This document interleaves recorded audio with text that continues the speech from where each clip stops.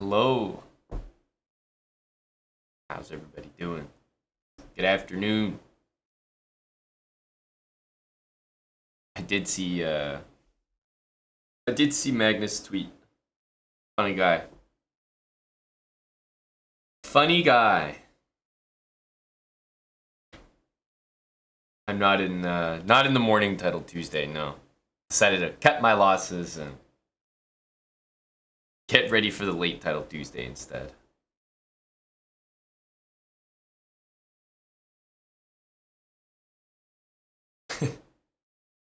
I haven't been following the title Tuesday, but I guess Hikaru and Magnus just played. Hello, Big Habasu. Yeah, we'll be going for most of the day today, 9 hours or so. Won't all be here on Twitch. We'll probably do the late title Tuesday on our Kick channel. We have our viewer tournament as well that we host every Tuesday, but that'll be a little later. Thanks, Kid Vicious SA for 3 years. Welcome back, buddy. Nice little sub badge for you there.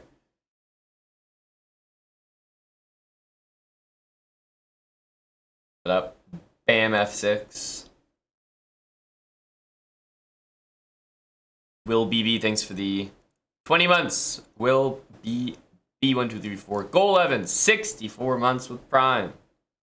It's the chess resub.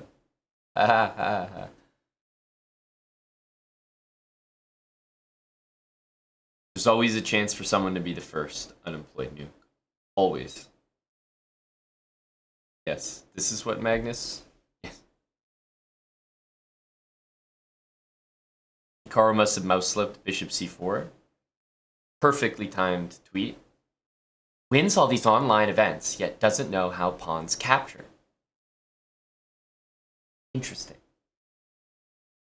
For those that don't know, maybe what even this is a reference to, you should check out the latest YouTube video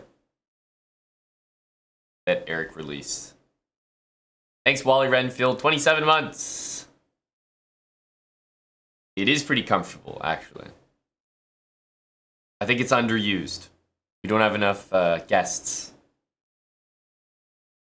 Not enough of an audience. Underused and underappreciated, but it's comfy. Ralph. Thanks for the Prime sub there, Mr. Ralph Wiggum. 45 months. Go, Ralph-san. And Suin, thanks for 26 months with Prime as well.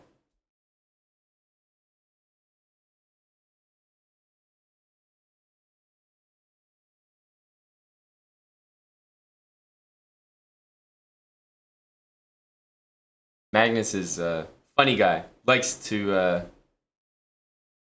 tweet. He always I feel like his tweets are always so thought out. He wants to take jabs at as many people as possible. A little humor in there.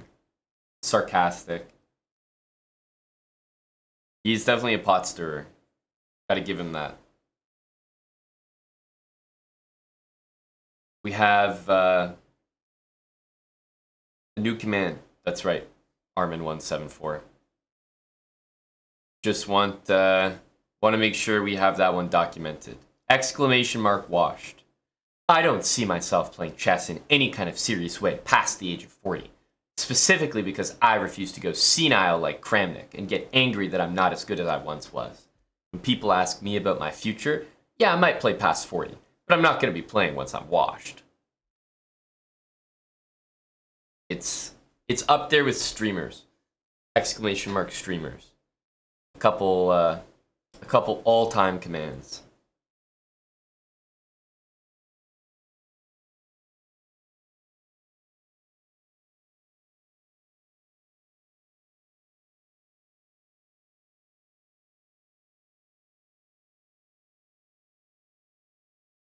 Another classic one, Chess Ninja. I think Title Tuesday's about to end. The early one, that is. I did not play. Dr. Questionable, hello, sir. Thanks for 34 months with Prime. Thank you, Mr. DQ. Good to see you back, Dr. Questionable. How's life? There's only a few people like me who didn't play in Title Tuesday, you know, who are still roaming the pools, looking for games. Hello, Mr. Ted.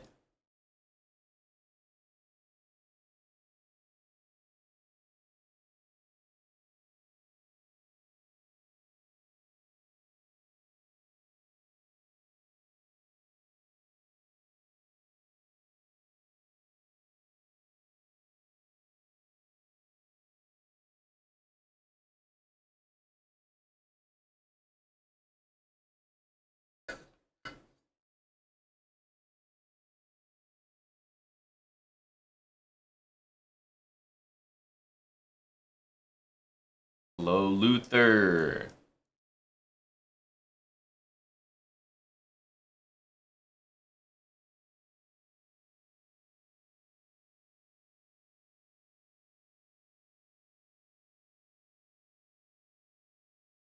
Queen C1.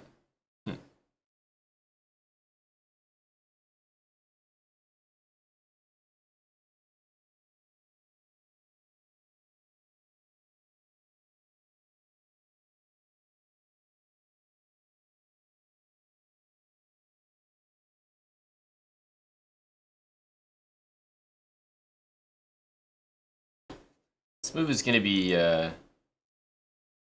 annoying for sure.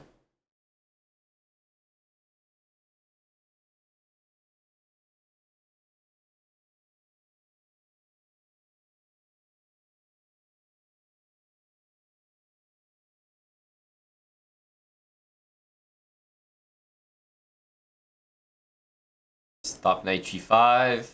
I could also have gone f6. I don't think it would be so bad.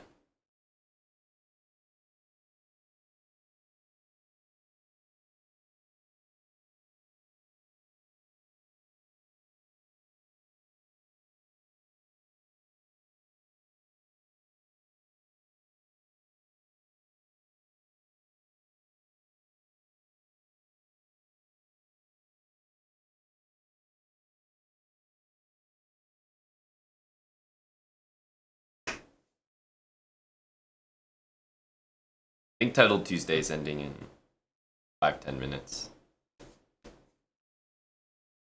The early one, that is.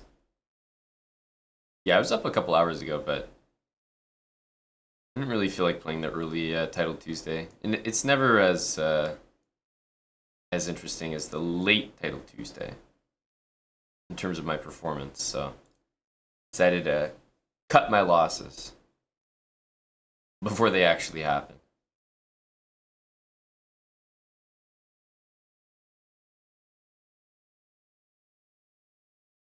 This f5 e4. That's right, BM Russell, it is. It is.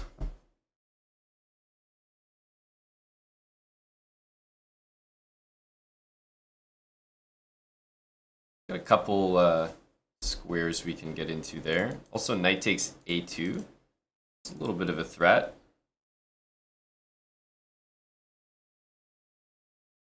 Weird threat, but I think a threat.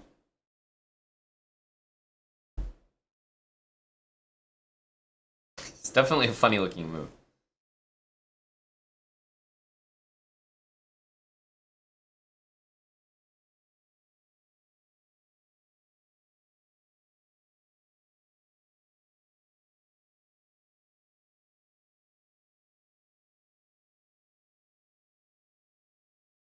Okay.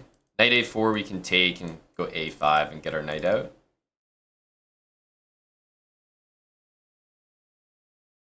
Hey, let's go, Dink. I'll see you there, bud. We will see you there. Did you grab a ticket for both days?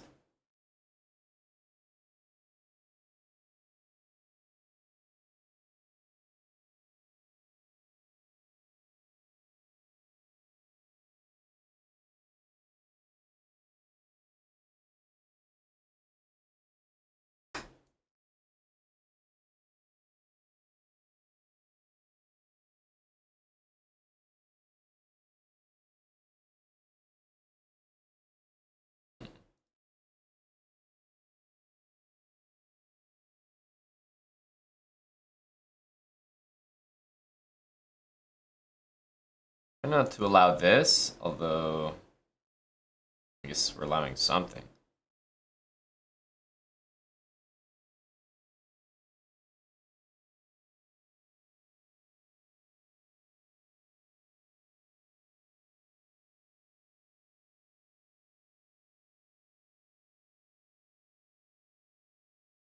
Kind of annoying we can't prevent that.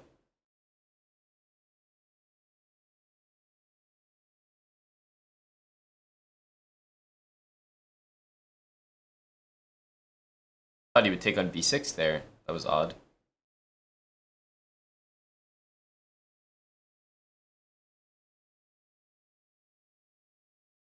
I don't know why he's taking so much time here, but lucky for me.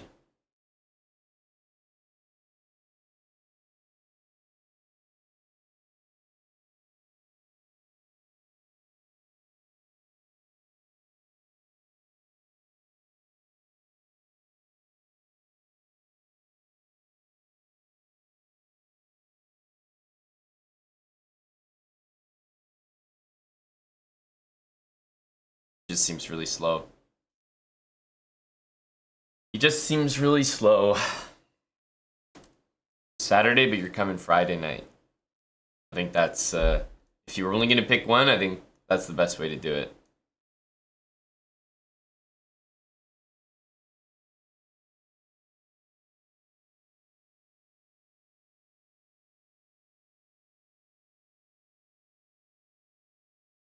Hello, Lally. Good afternoon, buddy.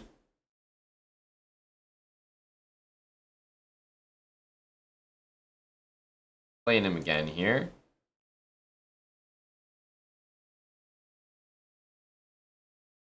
This bishop needs to be on d3.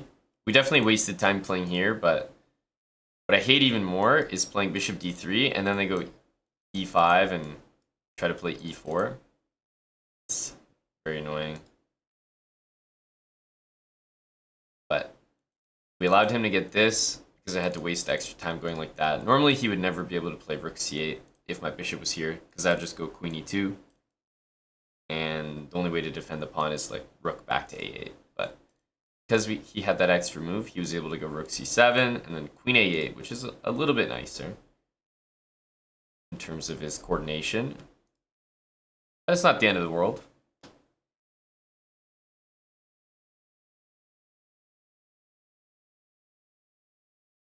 Kid Vicious, I'll have you know, that's been one of the big reasons why I haven't won 45.5 games out of 46. I knew the charges that could be brought up, but I wanted to steer clear. So I've actually been avoiding doing that for a long, long time.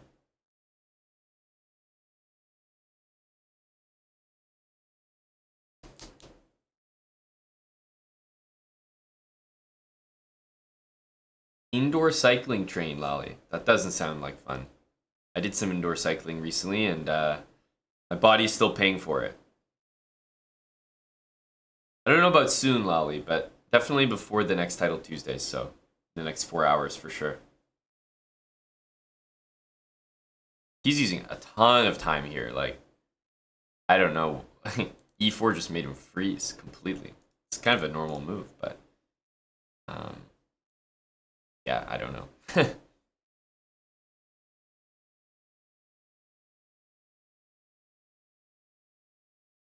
Knight here, I guess he's gonna do one of those moves, but I think we should still do it.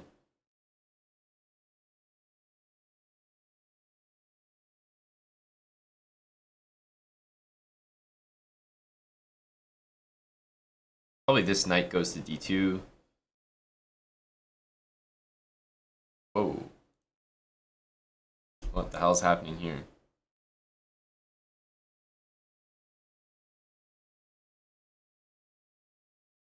Oh, I didn't even see this move.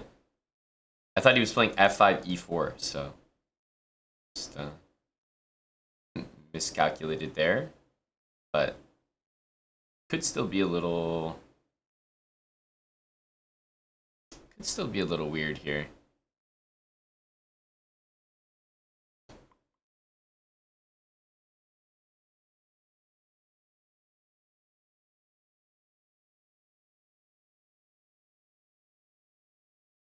I guess queen g4, he's got f5. Because that would have been a good attempt.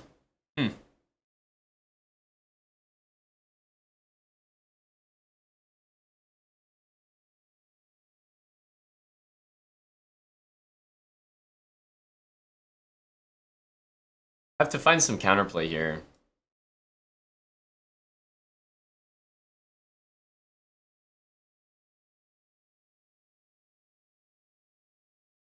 It's a good move. That's a good move.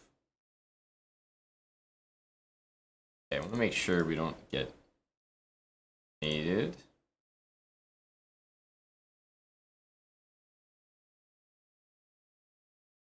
He's activating pretty nicely here. He's starting to play some quick, easy moves that I can't really do anything about.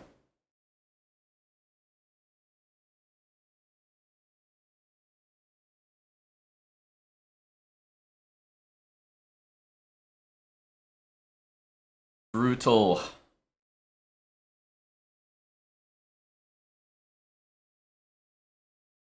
Oof, there's not much to do here.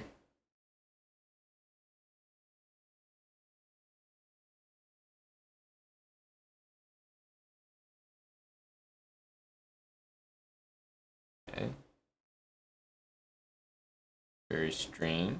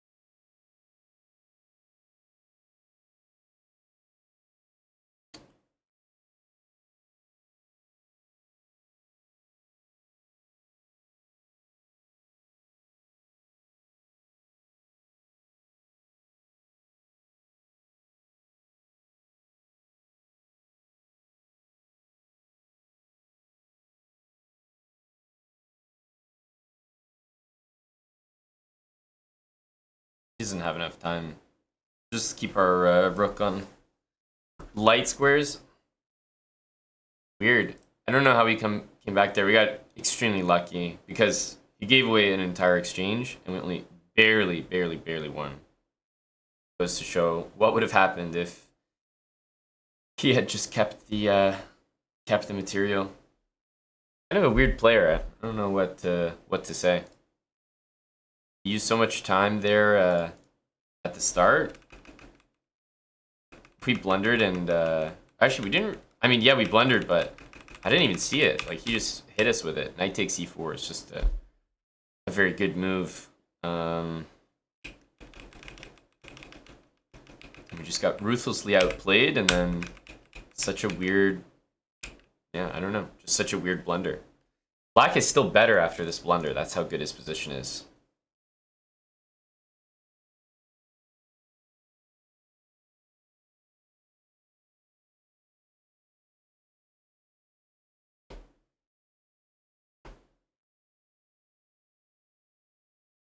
What do you mean, Krelidor? Hello, Jaunty. How are you?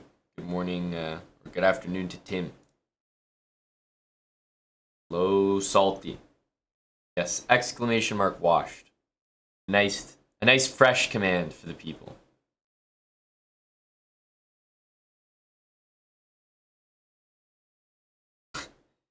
All right, Tim, come clean. It's the morning after. What have you done? What have you done? Yes, all our marbles are done, Markich. We might need to go on a marbles detox. Bagels for Brecky. Yes.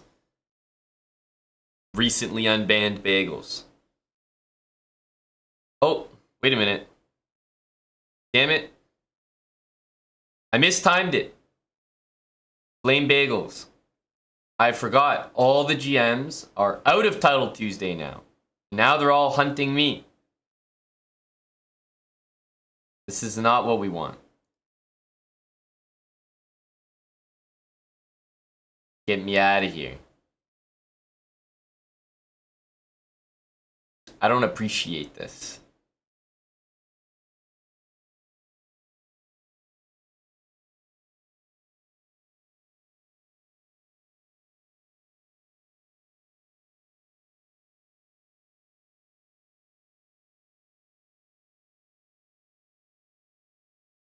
Sandberg 96, thanks for the 13 months with Prime.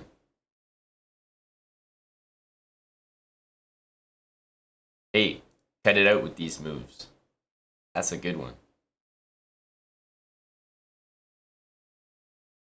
I only really looked at this move first. Or Knight Anywhere. And that wouldn't really be a problem.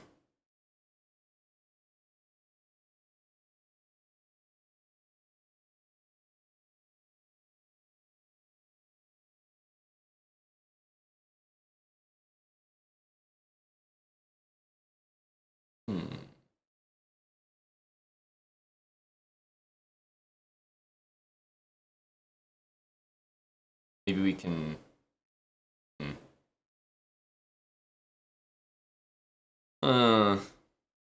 Bishop e2 could be maybe played.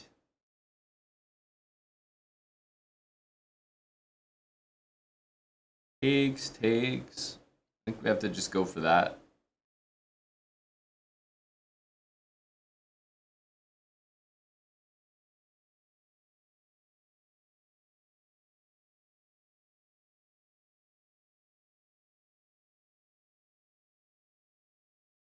I guess this one's more convincing. I didn't even think of it.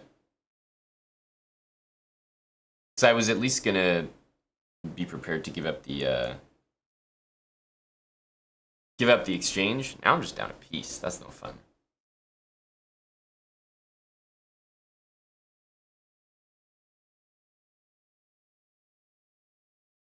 Sadly, I think we have to take this.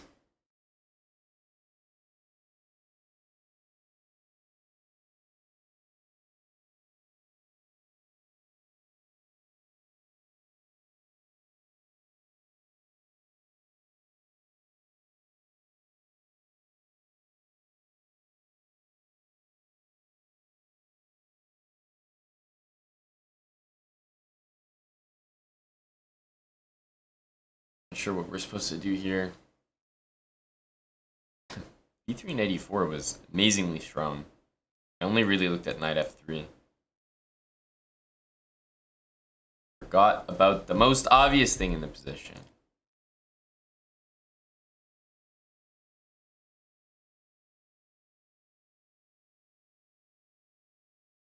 Yeah, we can't actually take that, so we have to go here.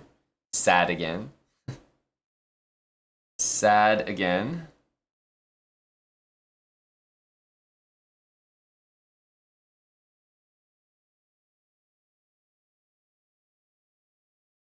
Queen e5, bishop h3.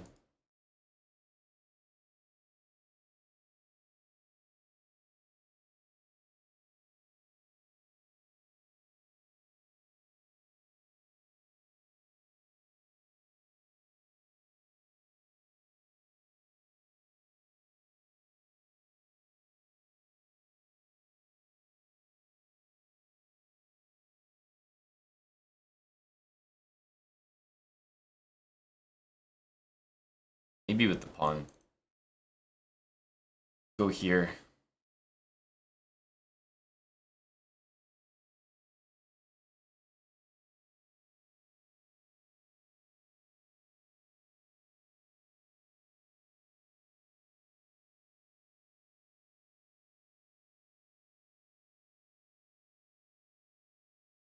That'll do it.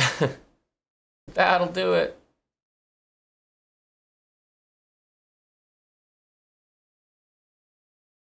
This is not the moment to play chess.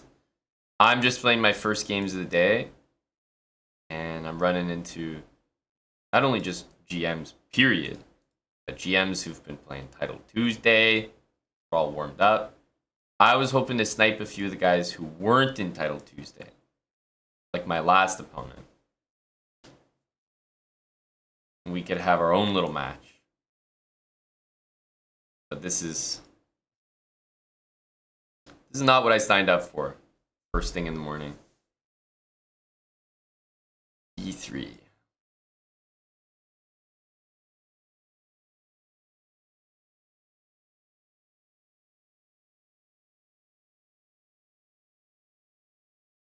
He's going for a pretty solid approach.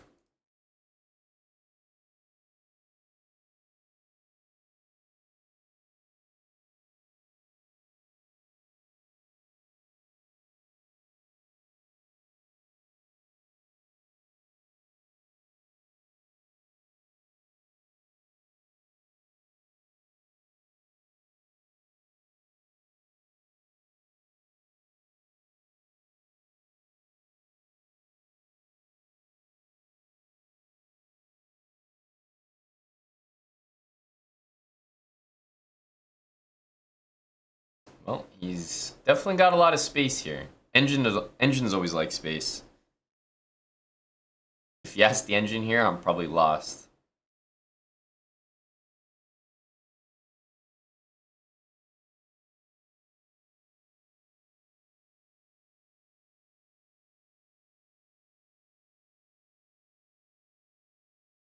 So he's gonna get this great square. I'm hoping to make use of this one. This pawn is loose, but I can't really do anything about that.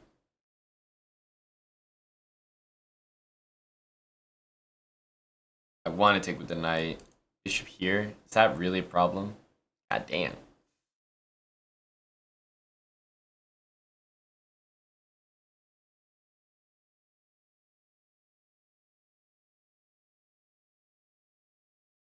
It looks like a pawn. Taking with the pawn here, though, is so depressing. It might be worse than... Yeah, it's too depressing. I can't do it.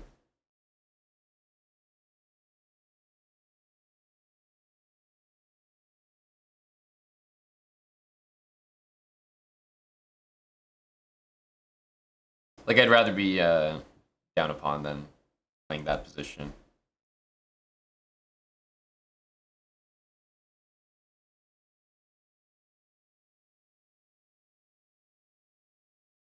Okay, well, I was always planning to take that, so I don't know if this is so bad. I prefer this to being down that pawn there, that's for sure.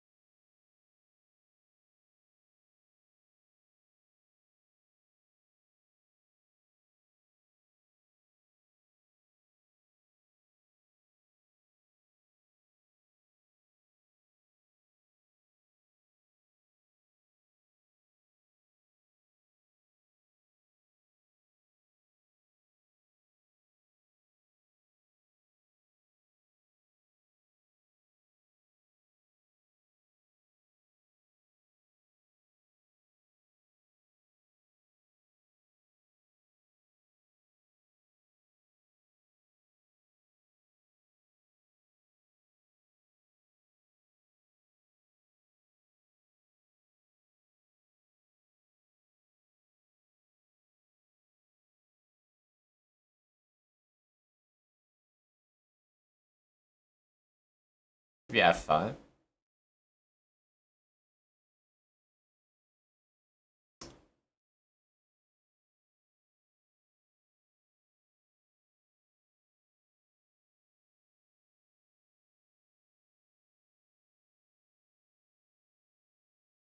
I think f5 may have been a move there.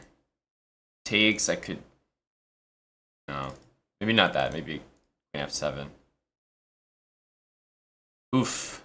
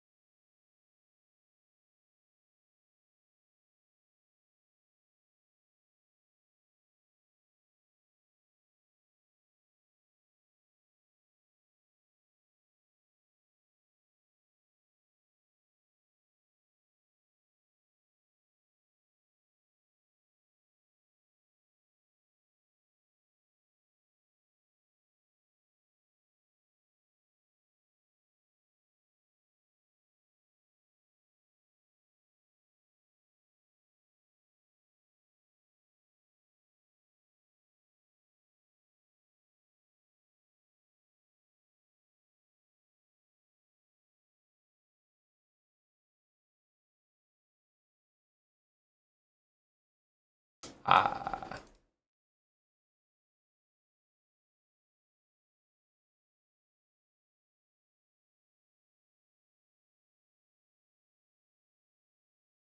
Man, he got a few checks in there. I mean, obviously he sacked his rook, which was a little like he was going crazy trying to pre-move and not lose. But I didn't take it and I went here, and then he got a couple checks in the time scramble, which were probably the only moves that would stop him from getting mated. So I guess that was pretty impressive. We definitely got out of a bad position pretty nicely here. Queen f4 was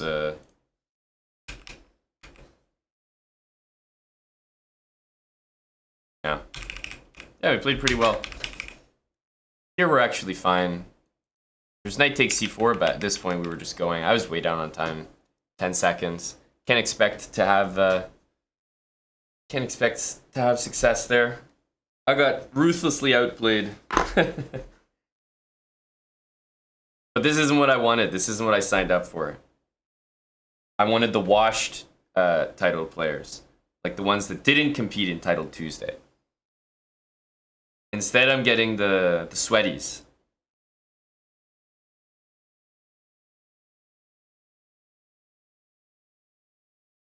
Hello to Maskinison. I don't want to speak on behalf of Eric.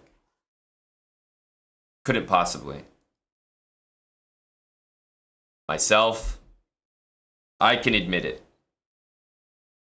I can admit it. I won't be playing chess past 40. I just want to let everyone know. It's official. Just decided. Let's play this move for Salty.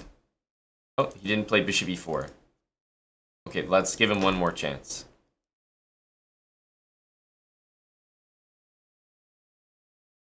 Yes.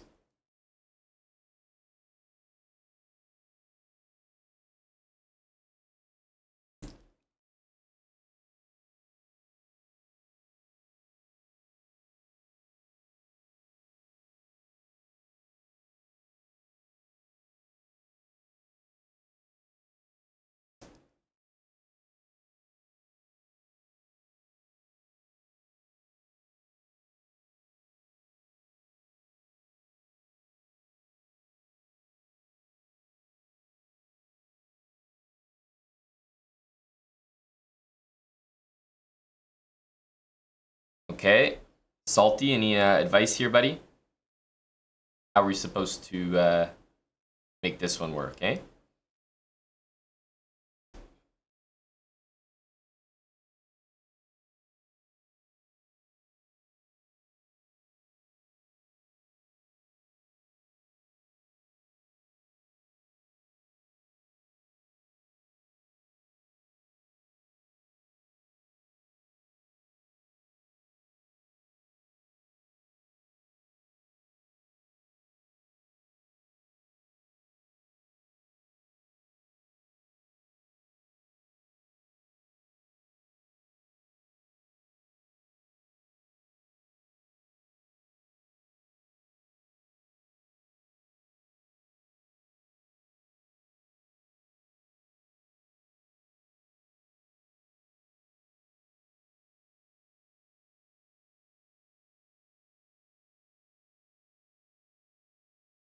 All right, a model position here.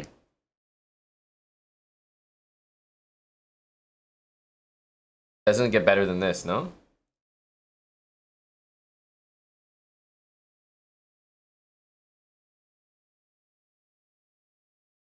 Low fallen sky.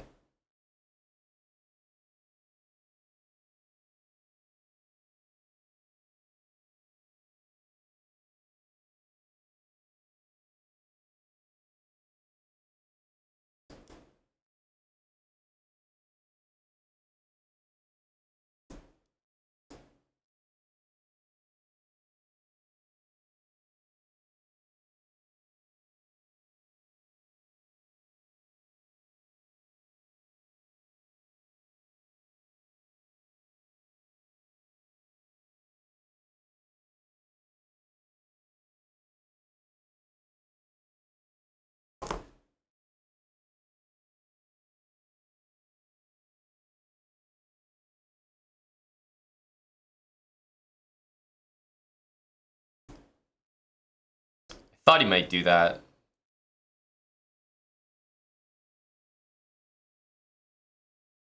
Little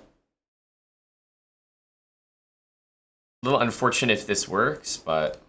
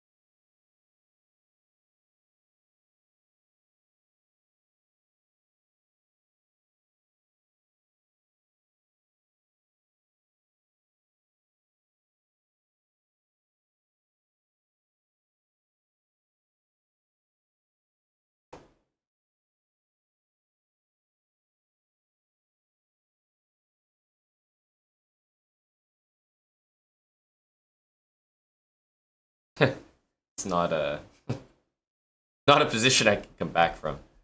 Well, at least we can say we did it for Salty. Seems to work out better when he does it. I'm just trying to emulate him. Not doing a good job. At least we can say I finally escaped the strong players. I'm in the washed up pool, I can tell right now. Myself, my fellow NMs, FMs, CMs of similar stature and rating. I'm in the washed up pool. This is where I excel.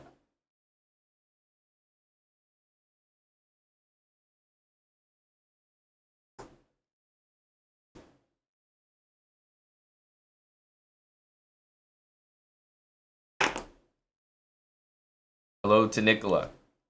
Nicola, are you enjoying the latest drama as always?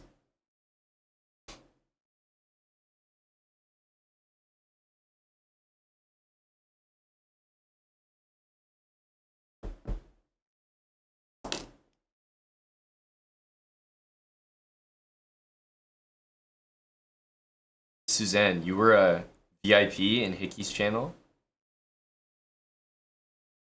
And they got it taken away for posting some pasta, is that true?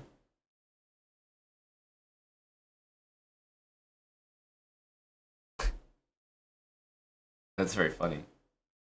What was the pasta? What did you post? Now we have to know.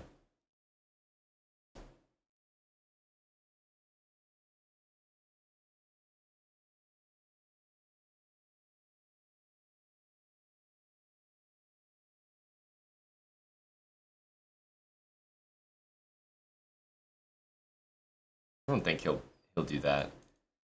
Queen E8 surely. To like what? Move this knight. Take that. Well, beam me up, Snotty says, you know what? Sub instantly. Get him a sub.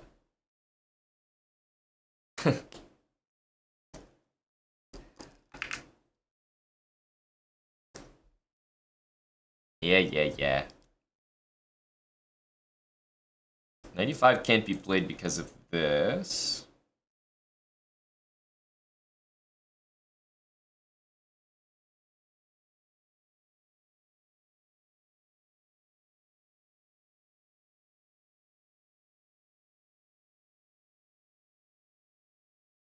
Thanks to Archer Bear for 9 months. Cody at 6, 44 months with Prime. Thanks, Cody. Beam me up, Snotty. Thanks for the gifted sub. And I'm ruthless. I'm just going to take this.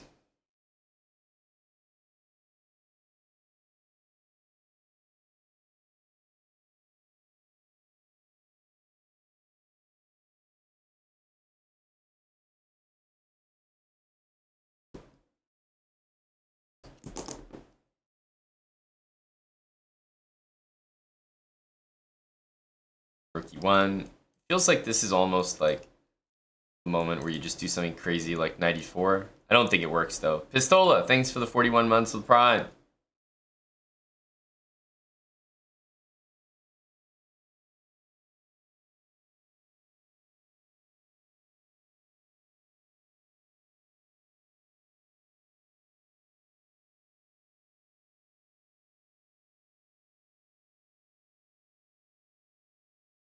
Knight c4 coming.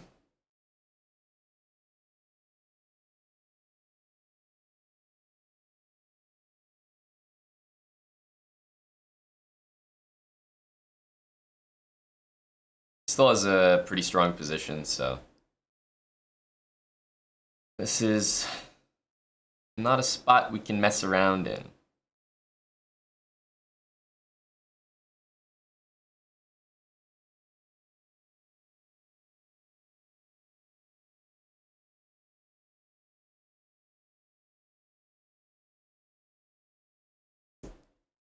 Always time for King B1. Big McLarge Huge 92. Thank you for the 17 months. I don't think we're hitting it casual, Dad. Thankfully. I think we all need a detox. Okay, let's bring the knight in. I don't particularly like Queen A8 by him because he seems to walk into some squares. This is not playable. And I want to go Bishop H6 to trade.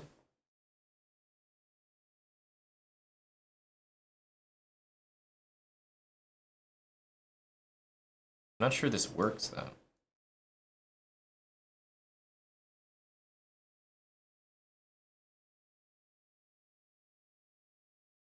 If I were him, I would go Rook B4.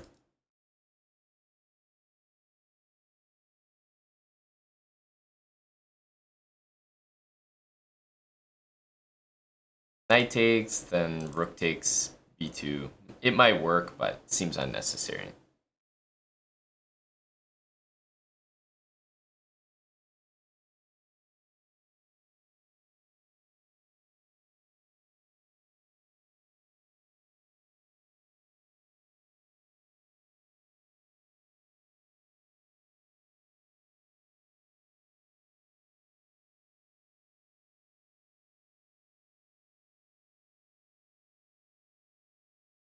Go D6. I'm not sure he's gonna take.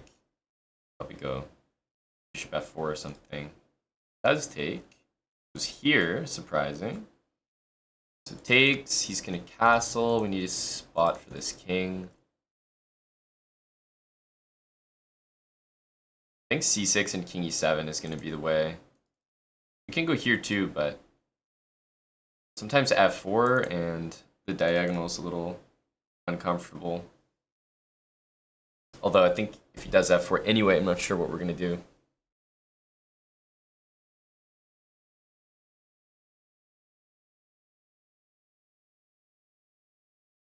Maybe we can try knight F6.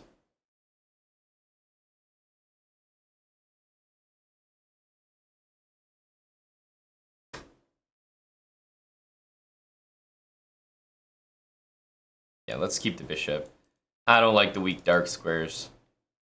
I don't like it at all.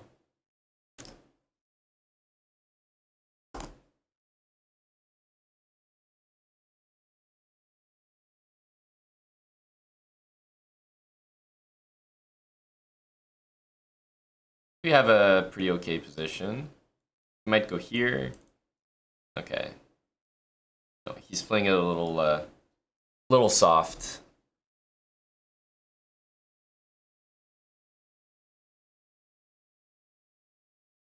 I think we have a good position here. We might go here now that I played this. I don't think that would have been too crazy. Ace takes and the bishop would be trapped. I actually kind of like that move for him. I go here, there's Rook D7. SB Panthers, thanks for the gifted sub, man.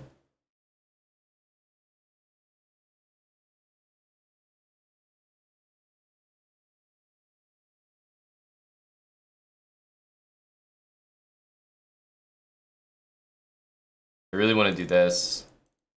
Also rook d8. Me and my friend Chess for the Sun are entrenched in a deep battle here.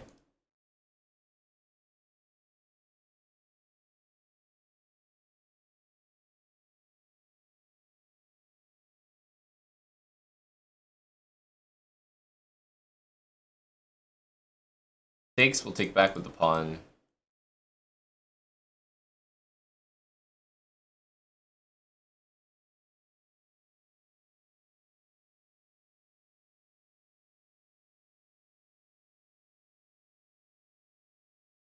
Let's take, I'm actually going to take here, which might be surprising.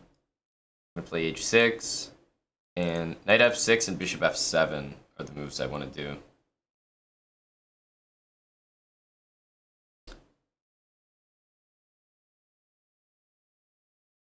It's probably going to go here. Takes, bishop f7.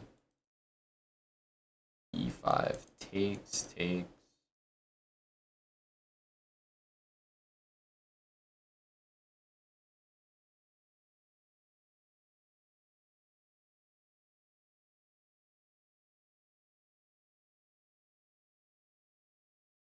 Make him move back. Still think he has this, but he might play the position rook versus two pieces. I don't think that's crazy. Because I'm going to get two pawns for it as well. Yeah, I'm going to go here. I think this is pretty fine. Black is probably better.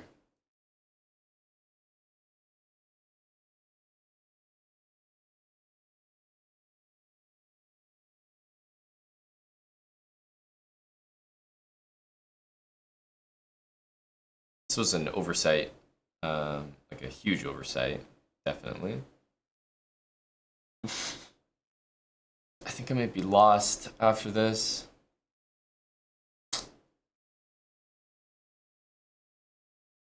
Yeah, that's a massive oversight. For some reason I thought the bishop had to like stay defending this knight, but allowing this, we're really hurting ourselves.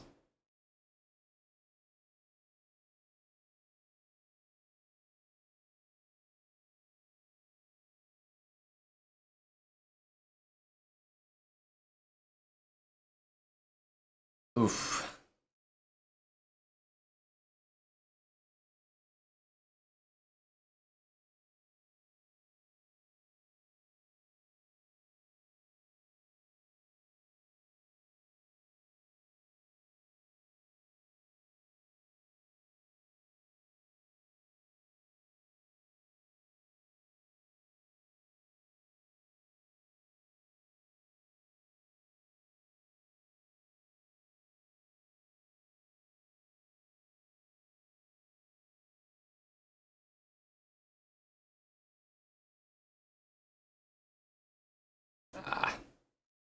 At that point, it was just going to be luck. Like, who gets the last check before the final pre-move? And unfortunately, because his king became safe on d5, if I kept moving my rook, then he would check me. So I had to hope that my king ended up on a square that he didn't check. But he got the last one in. Dark Shear, thanks for the 26 months.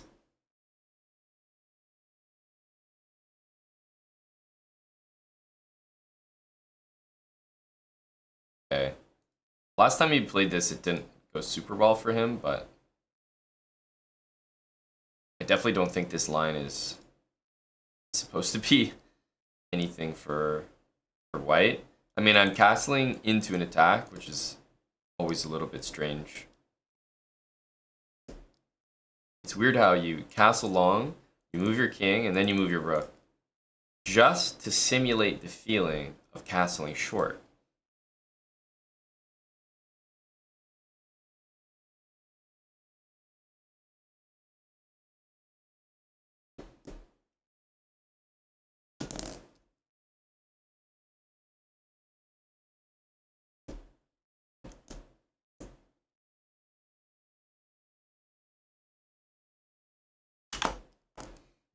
e5. 5.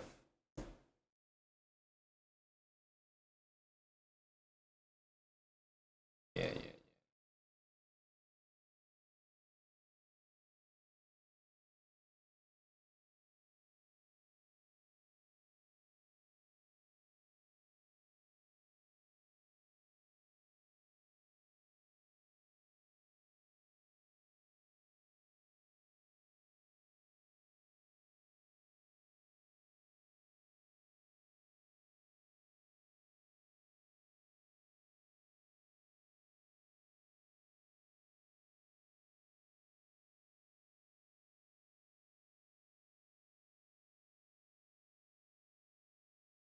Here, knight d3 looks pretty good, actually. Because then this starts to hang. Might have to just take this back. Oh my god, I'm blind. I didn't even consider this. Holy. Alright, well, we're lost here. Didn't even occur to me that this, yeah.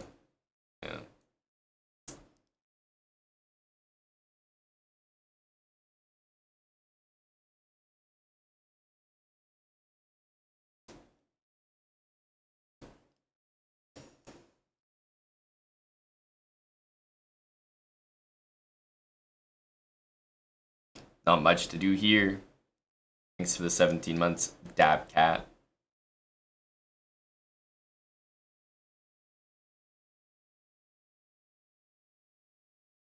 It's always annoying when your opponent can play moves like Rook B2. Like, looks like a flashy and cool tactic, but tactics like that will always exist when the material deficit is what it is. They get to look like a superhero for a moment. Yeah, there's really not much that we can do here.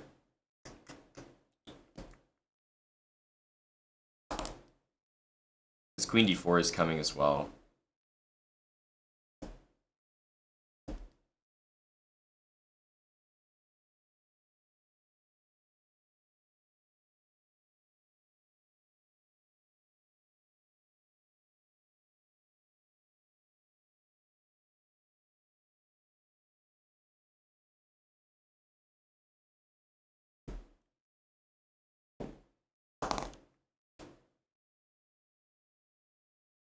Ooh.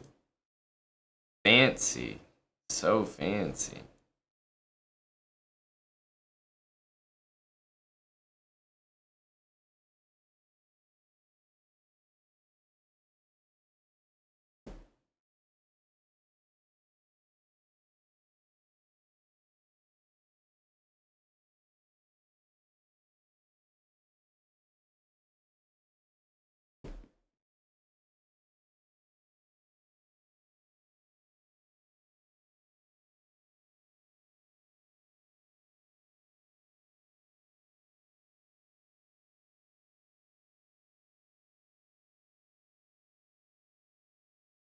We're so dead here.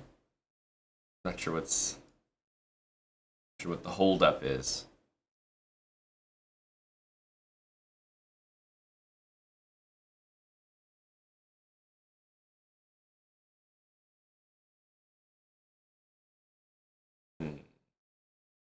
Had to hope for knight a3 pre-move, I think.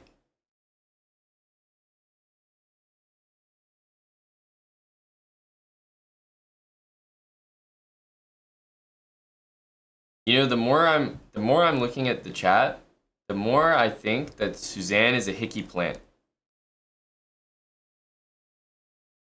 All we've been talking about for some reason is hickey. I think it's a hickey plant. There's a very strange energy in the chat right now. Like, I've never seen these type of like art disagreements, like discussions about cheating, and like this is a very weird vibe in the chat right now. Does anyone sense it? Because I definitely feel it. It's a little eerie in here.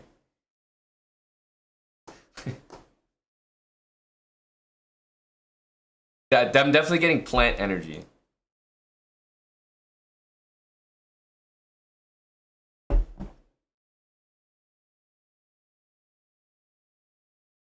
It's awful over there. I was a former VIP. We can talk about it for a couple hours if you want.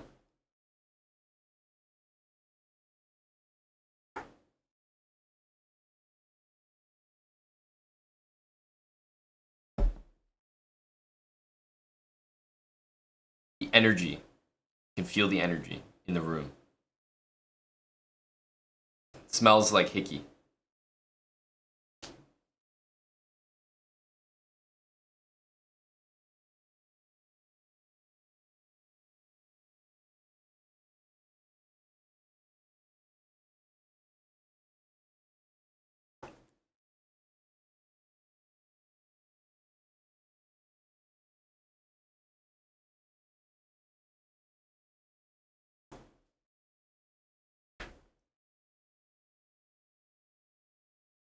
Oh, pawn takes. Wow, Chad.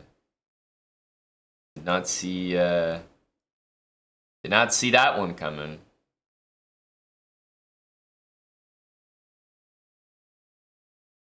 That's right, Apetkov. That's what they'd have you believe.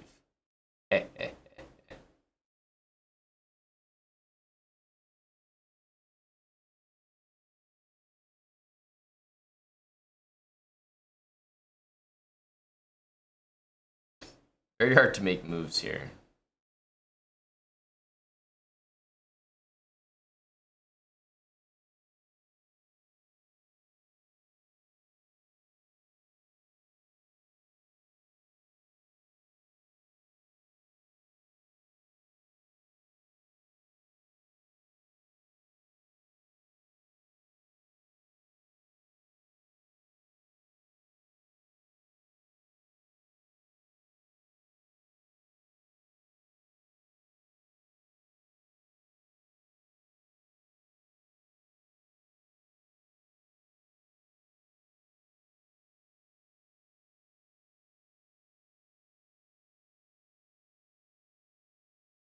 Wait, you're trying to tell me you had a bad chess state, Tim, and now you just adopted the pool? What the hell, man?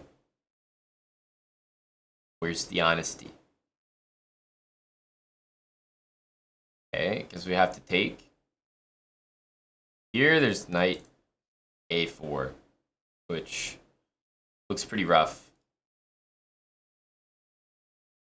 Protesian, it is brand new. Very fresh.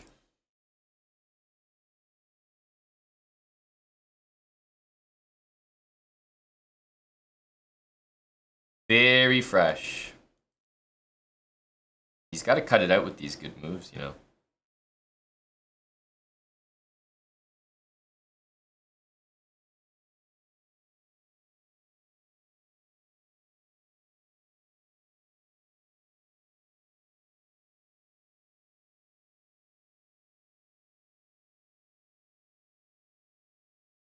Sooner or later, he's gonna make a bad move, right?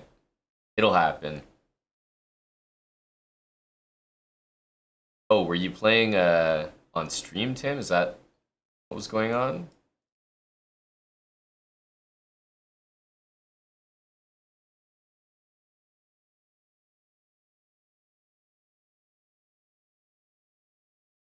Queen a5 is just a killer move.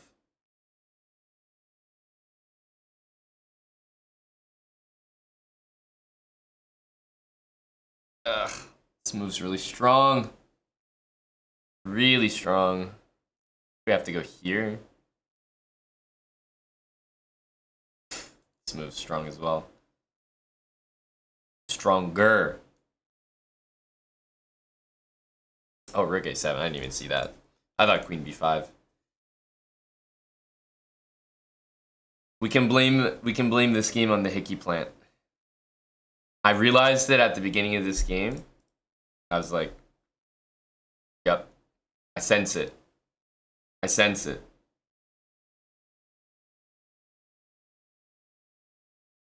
Exclamation mark washed.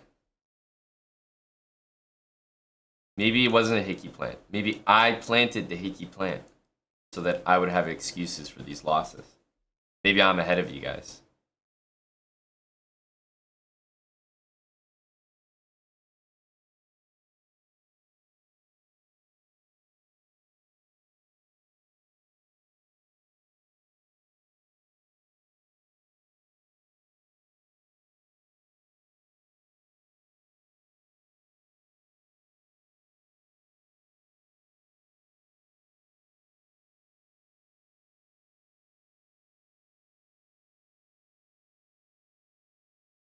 King h1, f4. Sooner or later, I'll start playing quickly.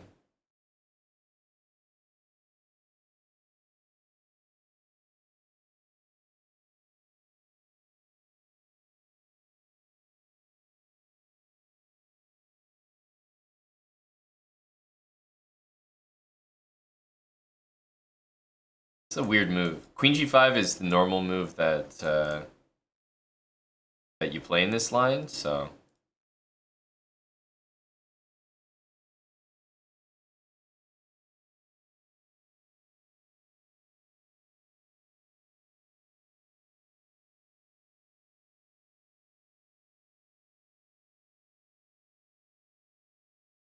I guess he wants to go there. I don't even know if this is that good.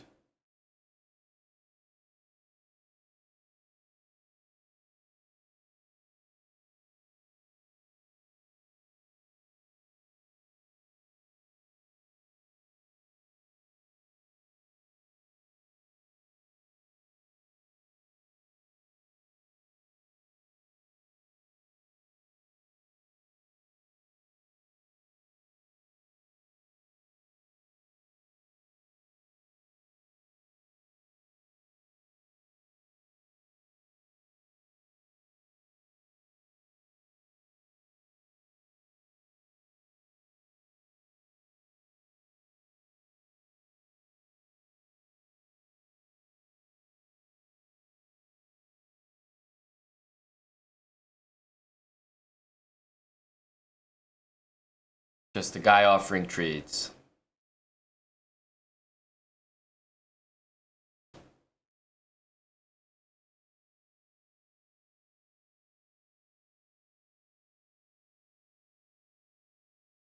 I think probably with the knight.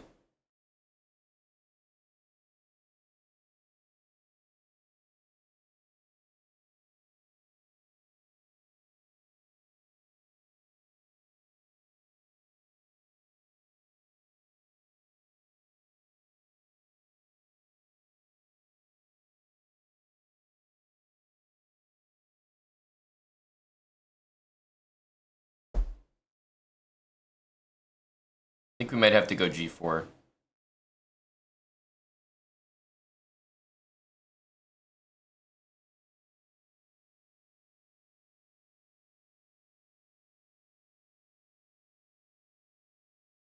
This knight can come back like this. h5, h3, king g2. We have an extra pawn over here. It doesn't look too impressive right now, but it's there. I promise you.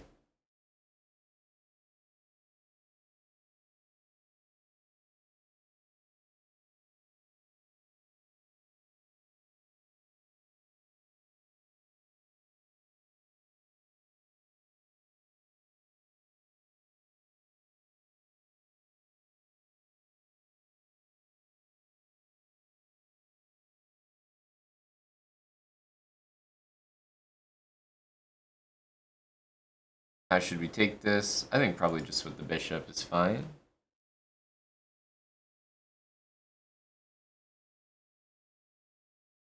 Wow. So here. We're trading light squared bishops here, which is, I would say, an achievement.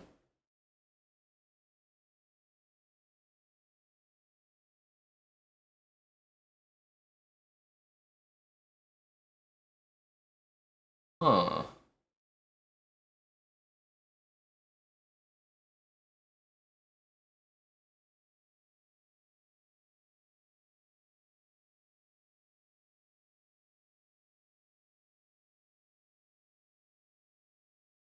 Honestly, kind of getting outplayed.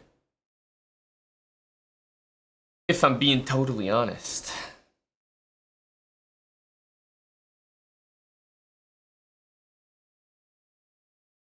Oh, didn't even see that. Holy. I really am getting outplayed.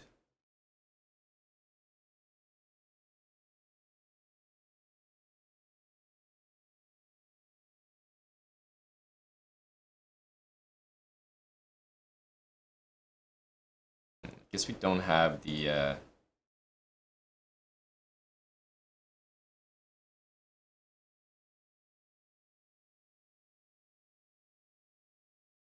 we don't have the skills to keep up with this guy.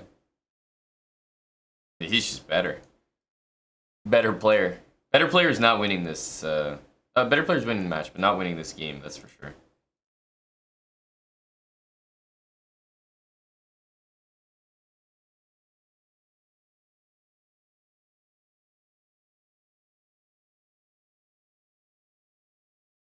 All right.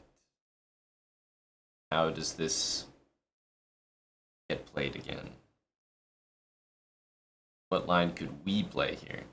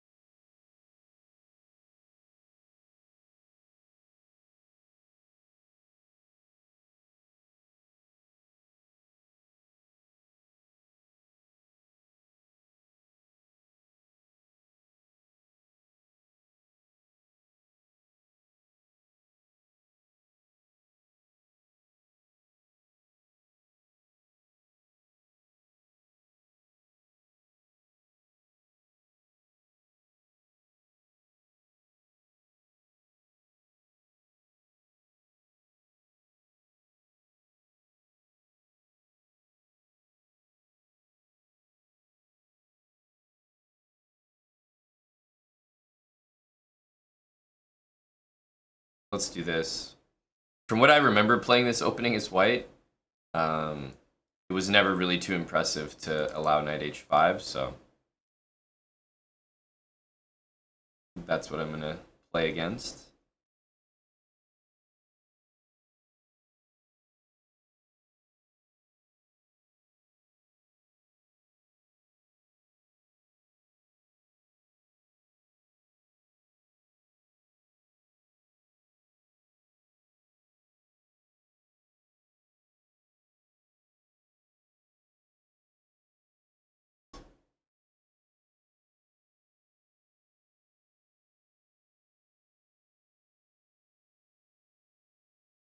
Hey, someone just upgraded to a diamond membership with the Chessbrah link.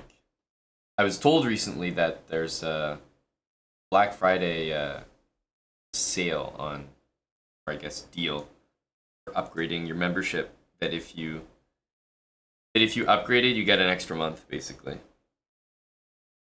Okay. Knight f4 is going to be brutal to deal with.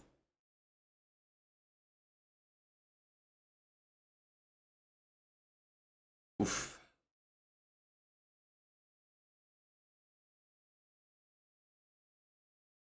Yeah, guarding this pawn for the rest of the game is just going to be uncomfortable. No other way to say it. Thanks, Morpheus, for the 5 months.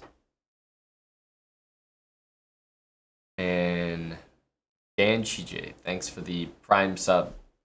A new one, a brand new Prime. Welcome, man. Don't like this move that much, but kind of have to play it. If it goes Queen A3, we'll go Rook E8. Wow. Hyper aggressive move. From a hyper aggressive guy.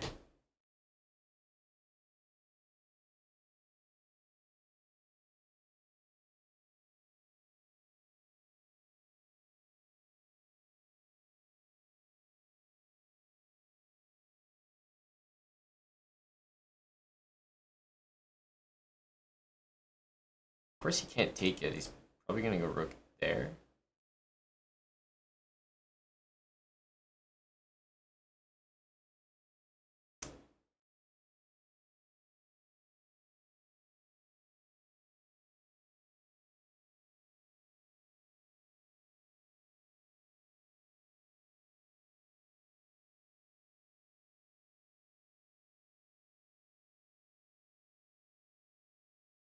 I hope he takes, because it'll just be an easier position to play.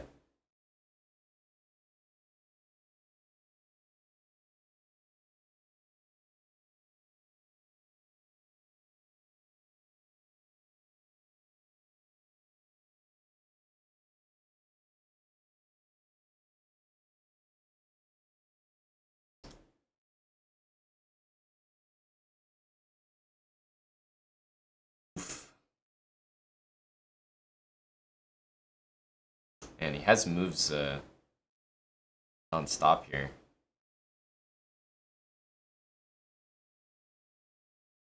I'm definitely getting outplayed. I can see that.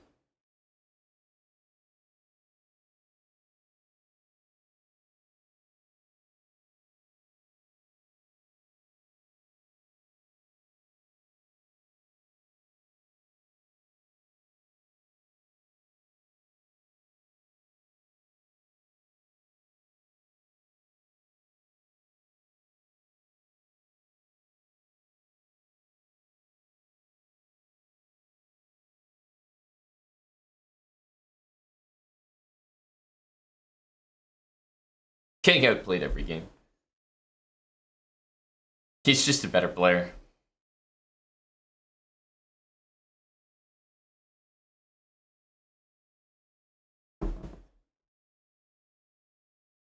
Better skill. But apparently not better speed. Although it feels like he's faster than me as well. He just slows down at like the very, very, very end. Gives me like some kind of hope. We'll play one more game to decide who the real talent here is.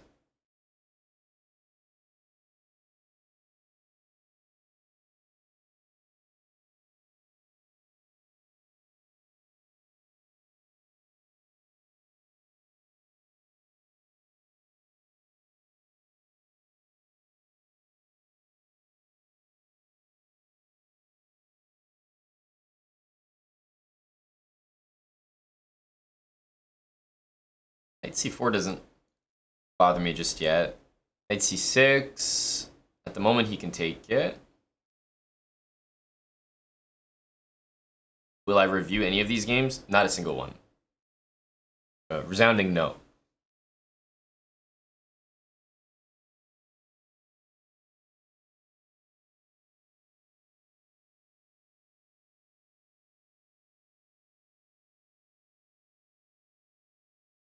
A5, eh? A5, eh?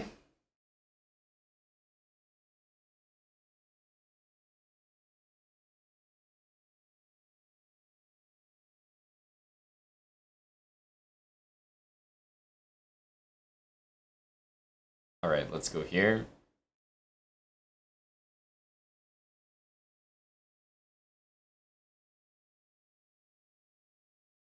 I think this should be a very good position, unless I don't understand something here.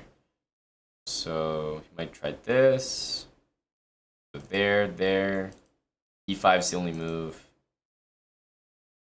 Queen d5, queen there. Yeah, we can also just go a3. A3 will be pretty nice. Because he doesn't, if he goes forward, we can win the pawn, and he doesn't want to go to a4.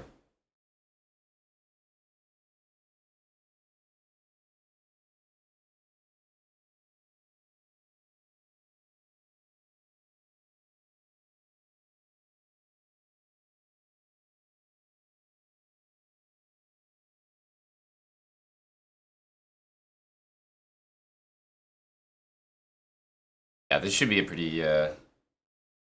pretty good position. So, is he really going to go there? We could go here, but then I'm not actually attacking that pawn, so I feel like I want to go there.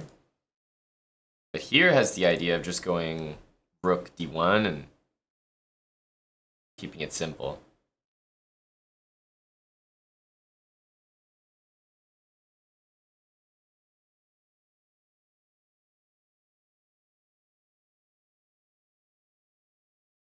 This looks a lot simpler. Also guards this, and like opposes this bishop. So I get a good feeling about this. Rook b6 allows that, so I think he needs to make a move he's not super thrilled about, like maybe queen c7. We can go here, we can go here.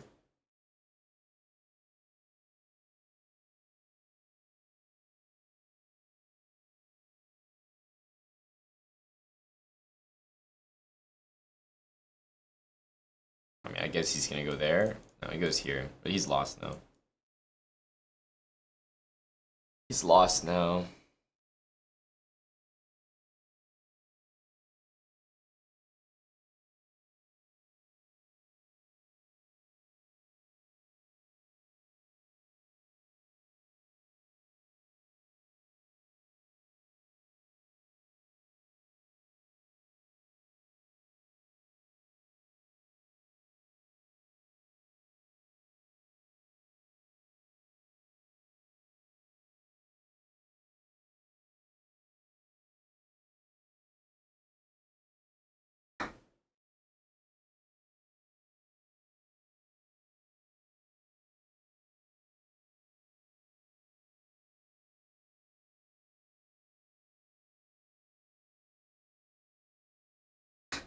GG's.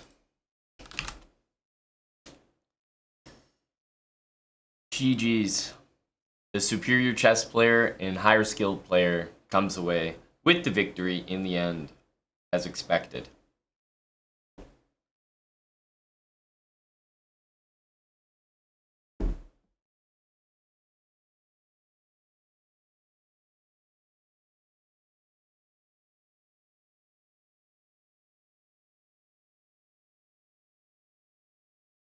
That's all I saw there. That's all I saw there.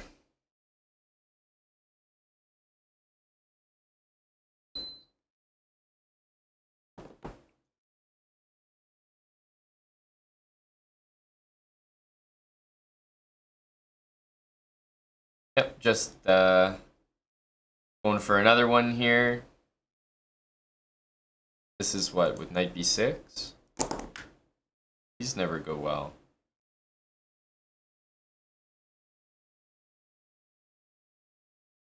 So I think even here, if I leave it, he's still gonna go knight b6.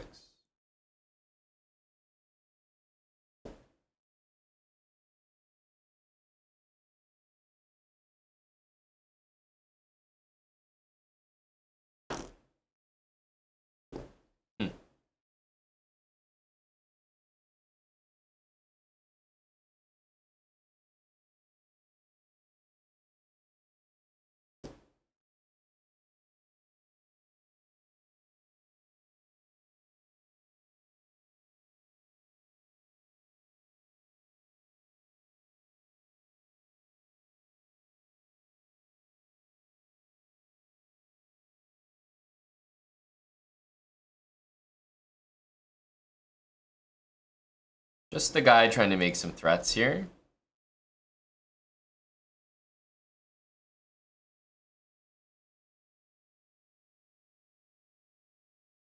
Always king b1, always, always.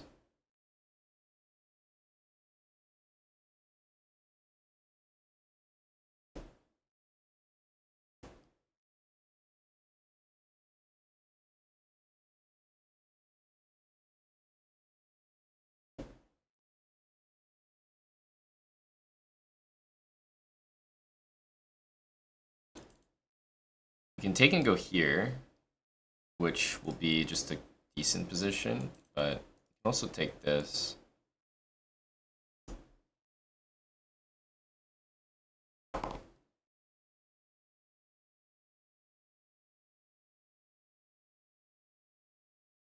Bishop takes f6 is definitely a little bit safer because that looks really forcing. Takes. But, I don't know, something about this bishop here and queen takes g6 being a threat looks like it's annoying to deal with. I have a feeling he's not going to take this. Gotta sack it, yes.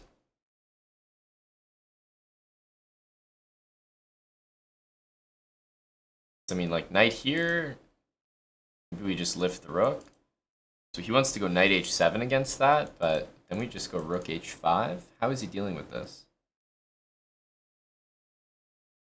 Not to mention I have knight e6, which, like, wins the rook, but I feel like we can do better than that. Even though knight e6 is pretty crushing here. Knight f5 is, unfortunately, a bad one. But rook e5? He has to move the knight, or else he's toast. Knight h7, rook h5. What's happening there?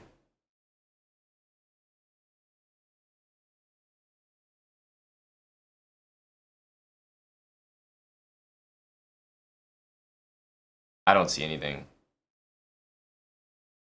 It's a good thing I'm not playing black because I don't see a defense.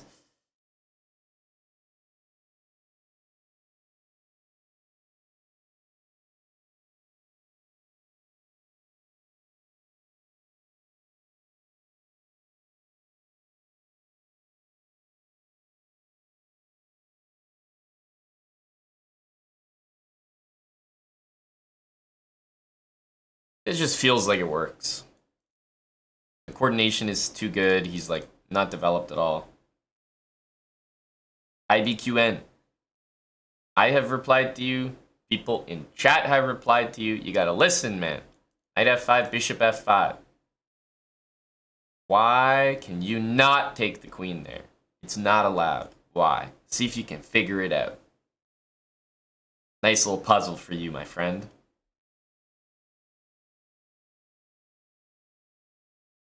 Thanks, Sad Rabbit, for gifting a sub. MLP Twilight, thanks for half a year. Tier 3. Yeah. I think this is too much.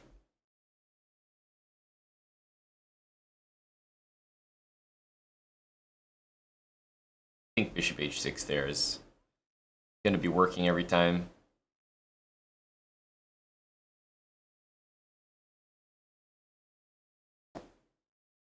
Was that made into? I mean, he'd probably sack a bunch of pieces to avoid it, but yeah. Pretty much mate there, I think. Is bishop h6 a brilliancy? Probably. I mean, it's not like an unbelievable move, but I feel like chess.com will give it a brilliancy there. Got to keep the spirits up, you know, of the users.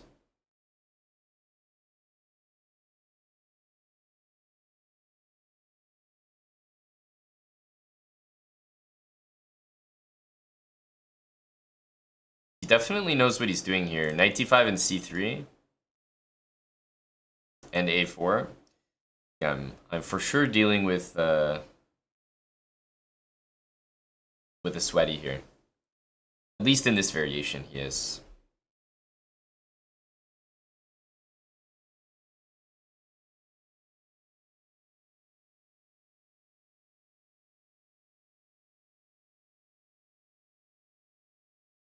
I can never take this, of course.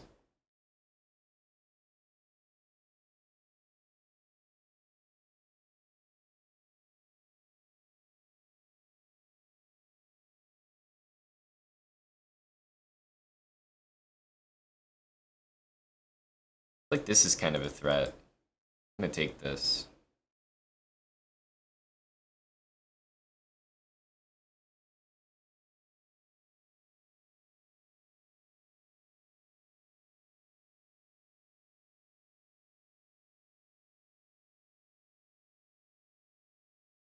Yeah. I realized he has this idea.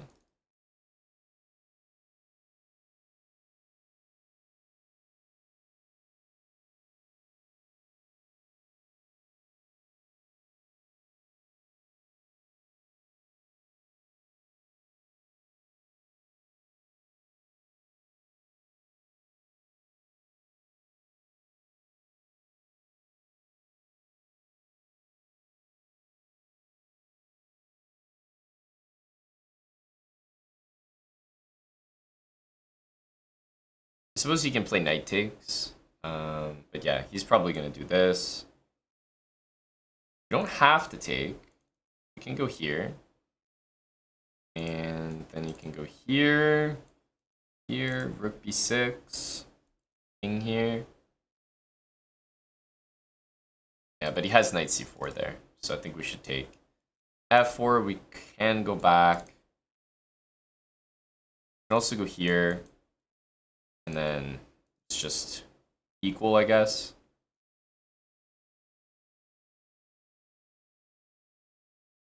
If he doesn't take that, it just doesn't make sense. I have the last rank to deal with, so a little bit annoying.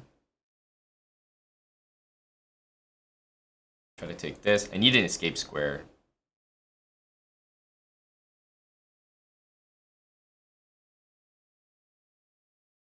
If he takes, we can take. If he goes here, then I have some squares to use, plus rook b8. This knight doesn't have anywhere to go right now, which is fantastic.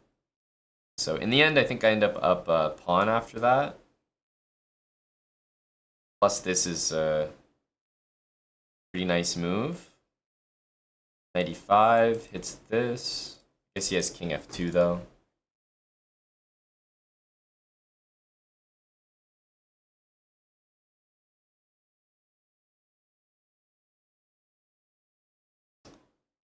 Knight c5, he has, like, these moves he has check.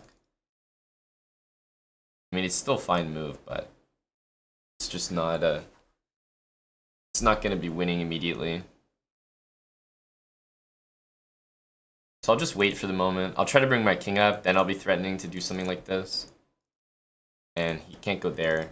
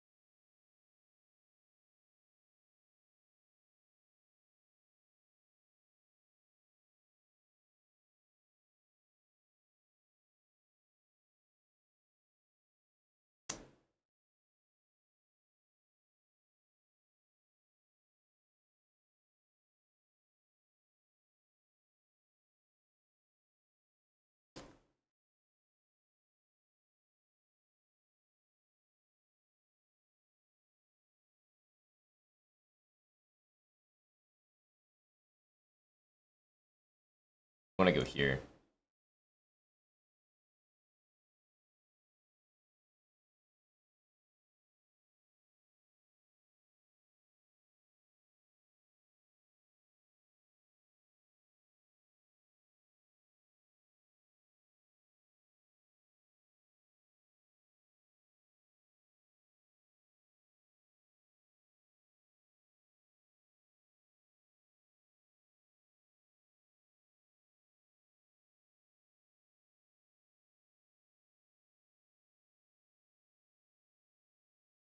Damn. Too low on time there.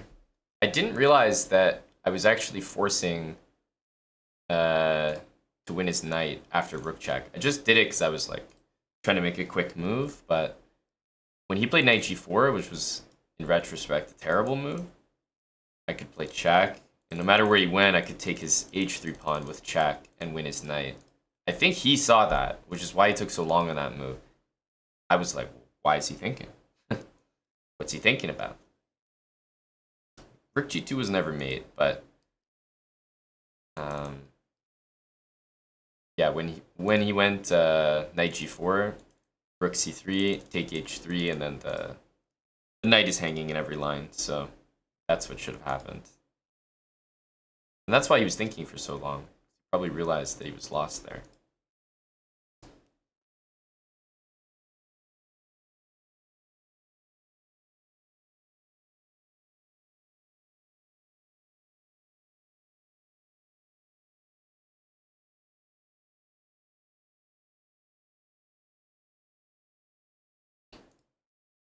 Sometimes h3 is not actually the right move.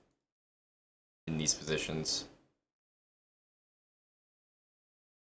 It'd be nicer to have it back on h2, but okay, this is fine. a5 takes queen a4. Might want to do this to trade that off. I feel like covering b8 is actually really annoying for him here.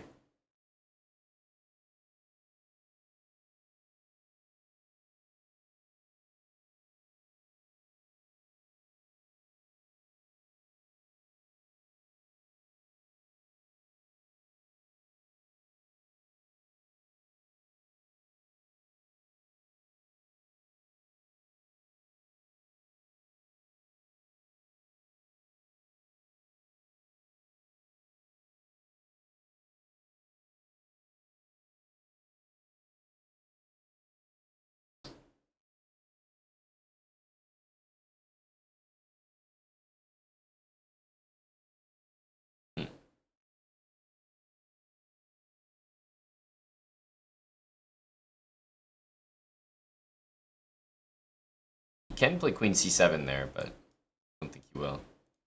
a6, bishop c6.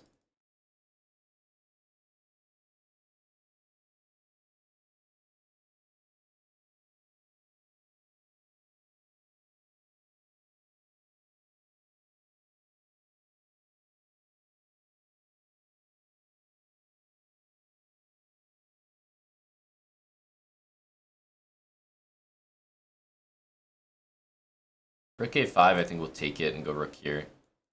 Just trying to bring my king to the center.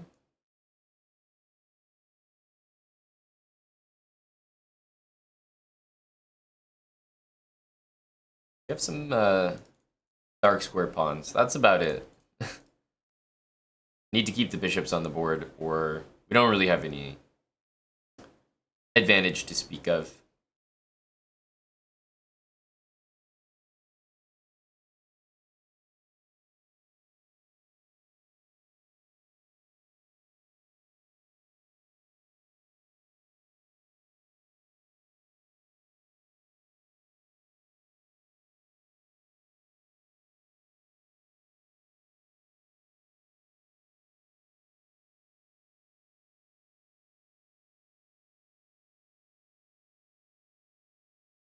That doesn't seem like it's ever a real threat. I'm gonna go here.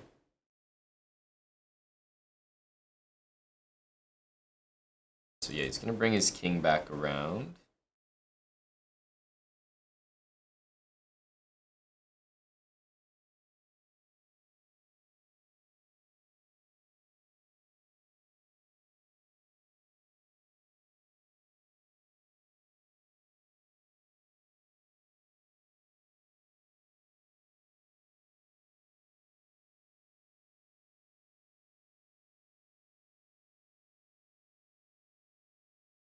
I don't know about this move, but it's definitely gonna make him think. Don't think it's a move you can reply to easily.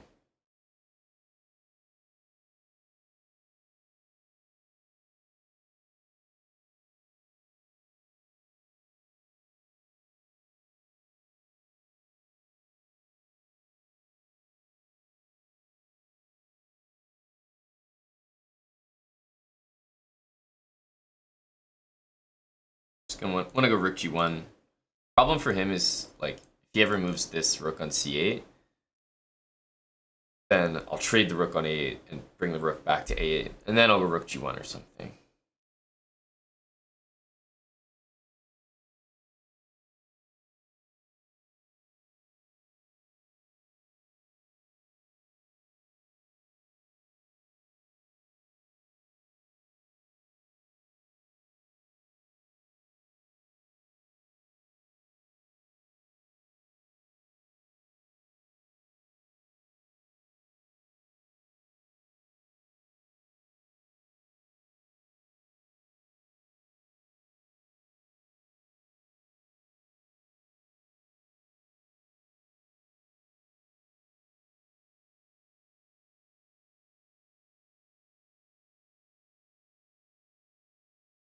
Okay. Goes here, I'll play c4.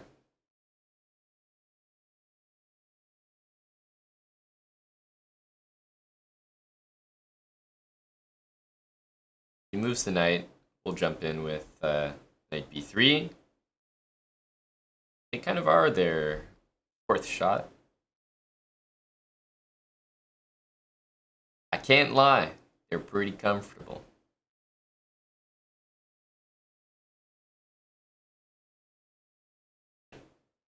Go g6. I think he's bringing the knight to e3.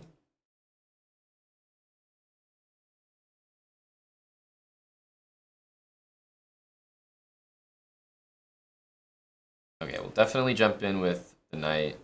Just good to do. I think he almost wants to play knight a1, but then we'll just bring the knight back. Like, I feel like he's going in circles a little bit here.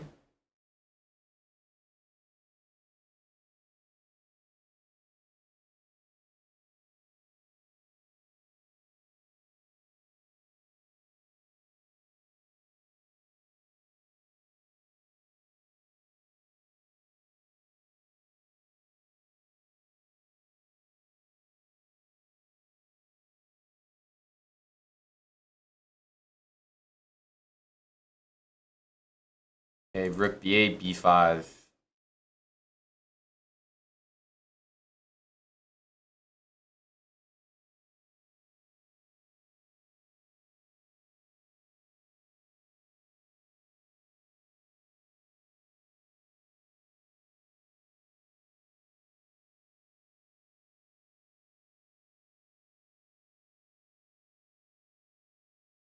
Feels like the right way to do things. I'll take with the rook so that I still have my a-pawn.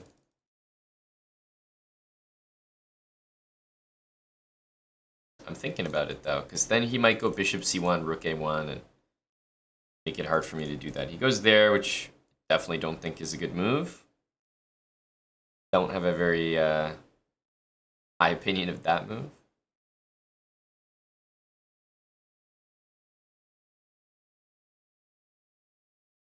Rook c4 forces this, and then knight b3, and then takes, and then takes. I think we're winning a pawn here.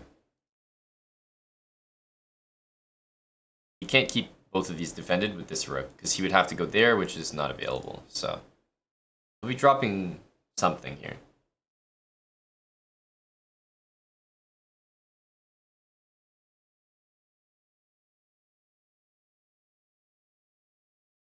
With b4 to keep this pawn safe. Has to take that.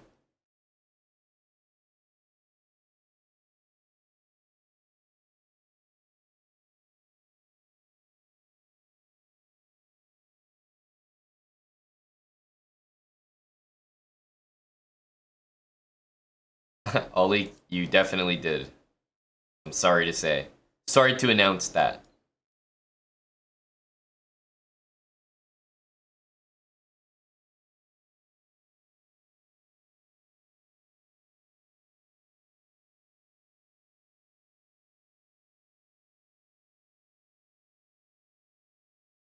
He doesn't seem to know about this, which would help his position out, I feel.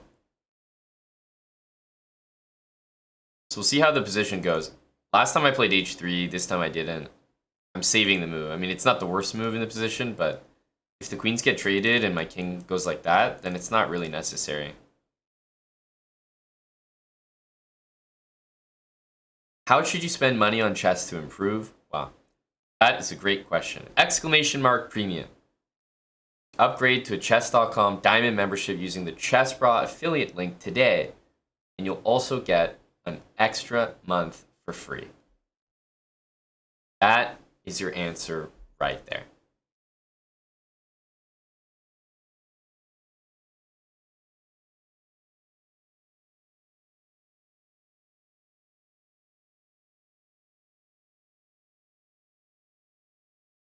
Takes and takes doesn't really do the trick here. He's probably going to go there. No, he takes still. Interesting.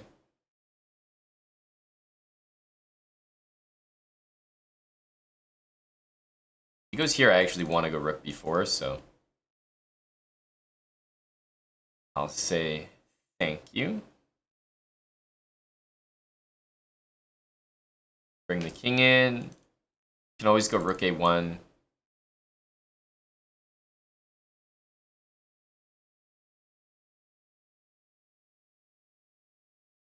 I don't know. I feel like these endgames he's getting into are like, maybe they're okay, but they're definitely not good. I feel like black's a little bit worse in most of these positions.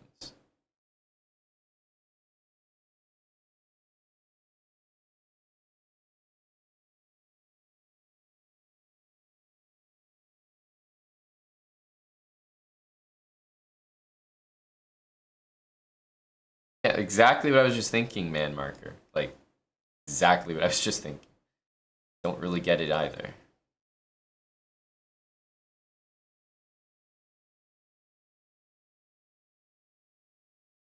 He's probably going to go here at some point.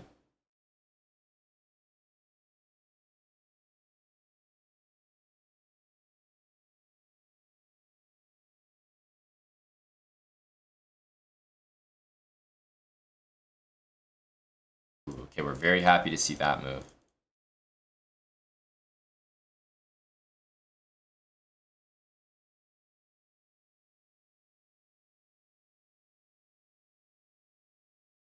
He's probably going to try to play g6.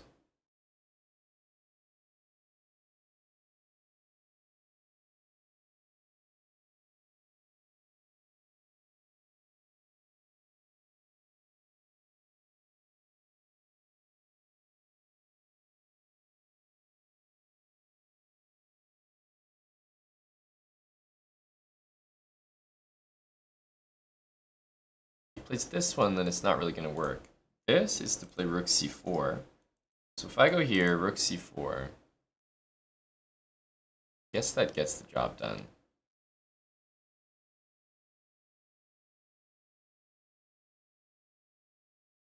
Let's just take a step back with the king. Now I'm threatening this.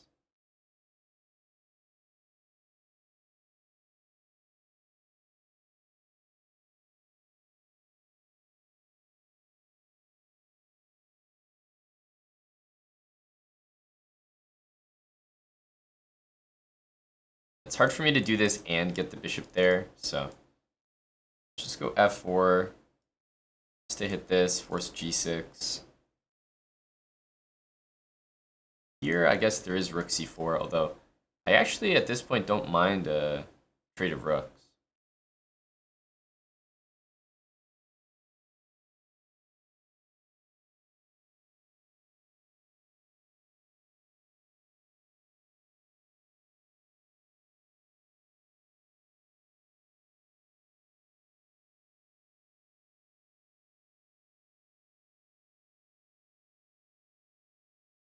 There's king there, which is definitely strange.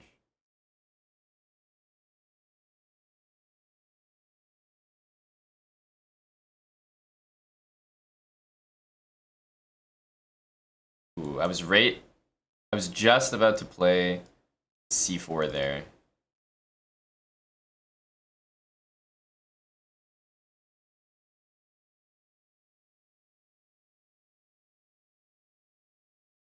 I was like perfectly ready.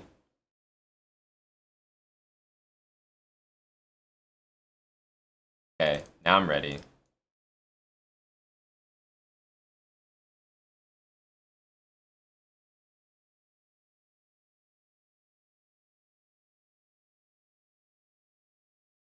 He's just a little bit worse here because he has to deal with this. Ooh, okay. It might be fine to take it, but I'm just not going to risk it. Like, that might be winning on the spot, but...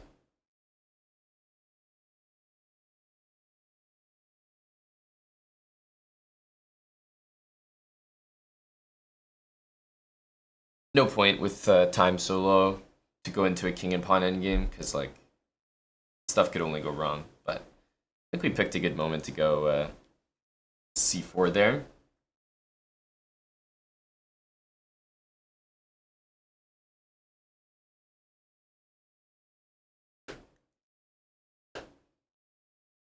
I don't know about that, Akusuru, but honestly, you'd be right.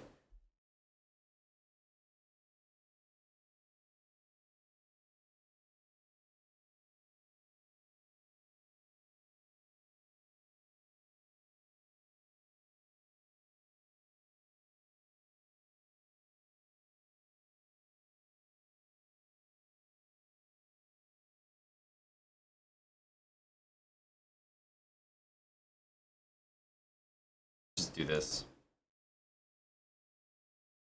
I don't trust this guy in his endgames. This isn't a good position for me, but I'm hoping we can take a bad position and make it work.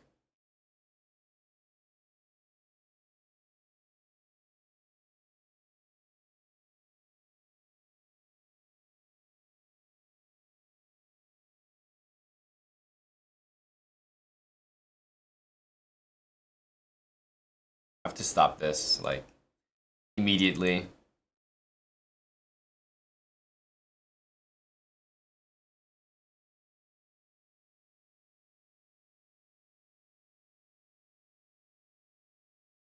Yeah, so we want to do this. We definitely want to put a knight there. He's going to go bishop here, but I think we're already significantly better. Yeah, that was a big mistake by him. Now we just, like, the knight's completely dominated here. We're going to get a knight on d5. We have the c file. Like I said, I don't really trust this guy. Play endgame super, super well, so that's why we're interested.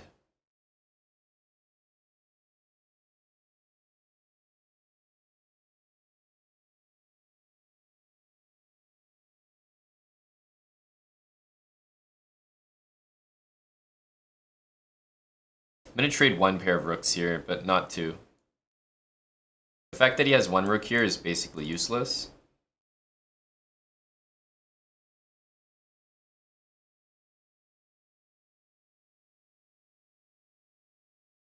g4, I'm happy to recycle the knight.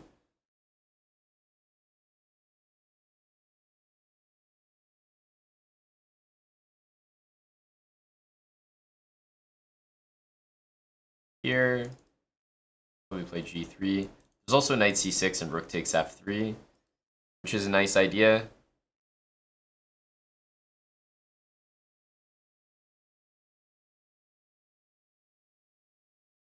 This looks like it's just stopping this and getting here, but it also has a threat, which is really nice. King d3 is also not playable. He goes here. Let's threaten b5, which might scare him a little bit.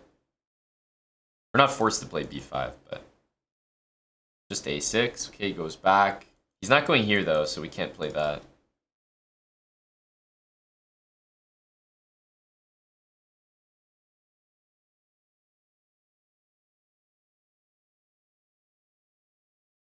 Hmm.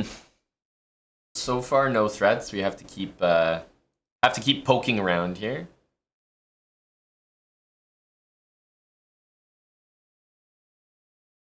Wait for him to commit some mistake. Like maybe we can go here, get him to play g3, then come back.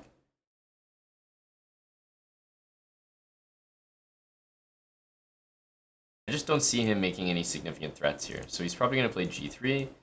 Now we'll go back. Now this knight's a little bit loose, which is just a good feeling.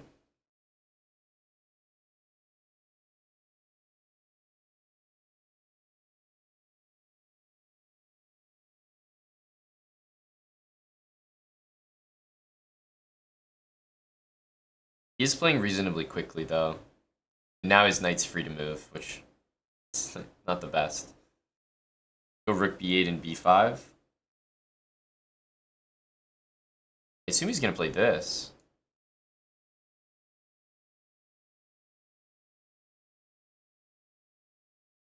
That's the move I like to see. He's gone a bit more passive the last couple moves. He hasn't really, like, recycled his knight or done anything there.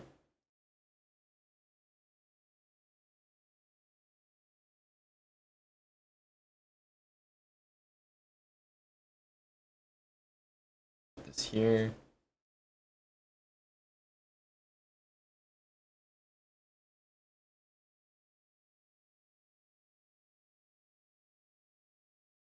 Don't actually want my king over here. I'll bring it back. I think we have to go here.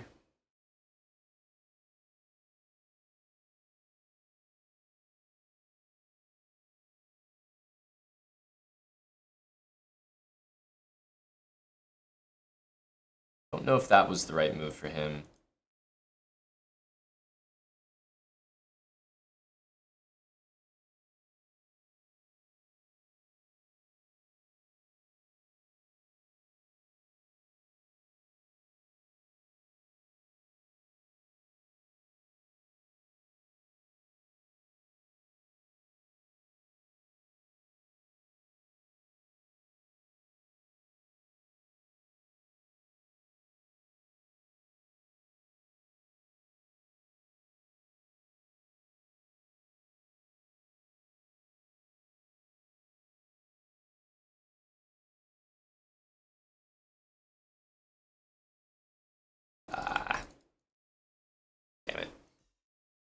Yeah, I mean, I could have just taken the pawn and made a draw, but I thought I would take 2 pawns against his 2 pawns. Unfortunately, we turned a model game into I guess, just a flag. A little bit of a waste of a great game there. But maybe the best way to flag was to just take all the pawns. And even though it is a draw, like, sometimes I have that problem. Like, I don't really want to enter a position that I know is a draw, so that I'll play a position I know is a loss. Because even though it gives me more counterplay, I mean, he does have the better position there at the end.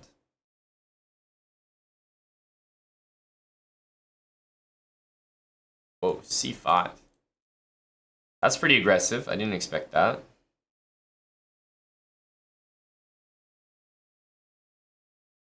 But d4, I have to say, is a bit of a strange follow-up.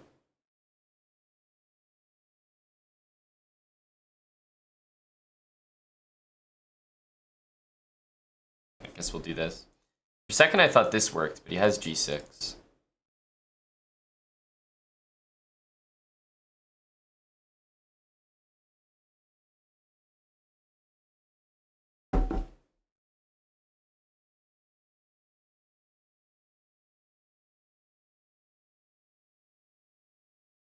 Just to offer him this, because I know he'll take it. Again, I don't have a good position here, but hoping that we can get a mistake out of him.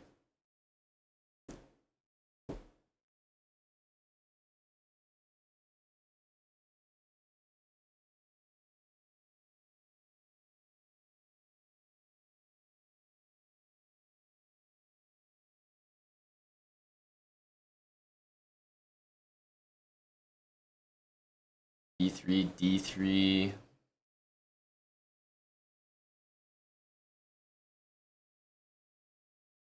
Here. Running mate, so he can't quite take the pawn. Yeah, fade also seems a little bit weird. Yeah, so he's going to go there. I can go bishop c1, or I can play e3. I think we're going to do this.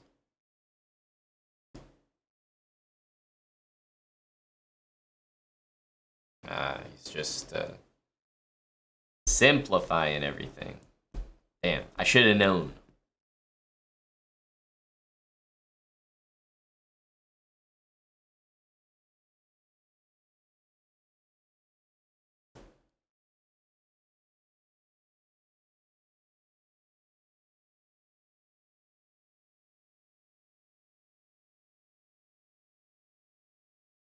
Not very eventful here.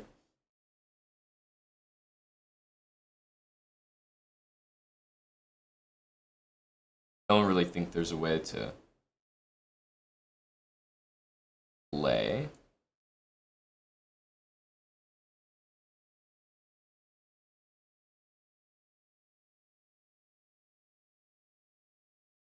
This is a sad, sad move. It's the only way I can see to play on. Yeah. So we kind of have to play this. Pretty brutal position.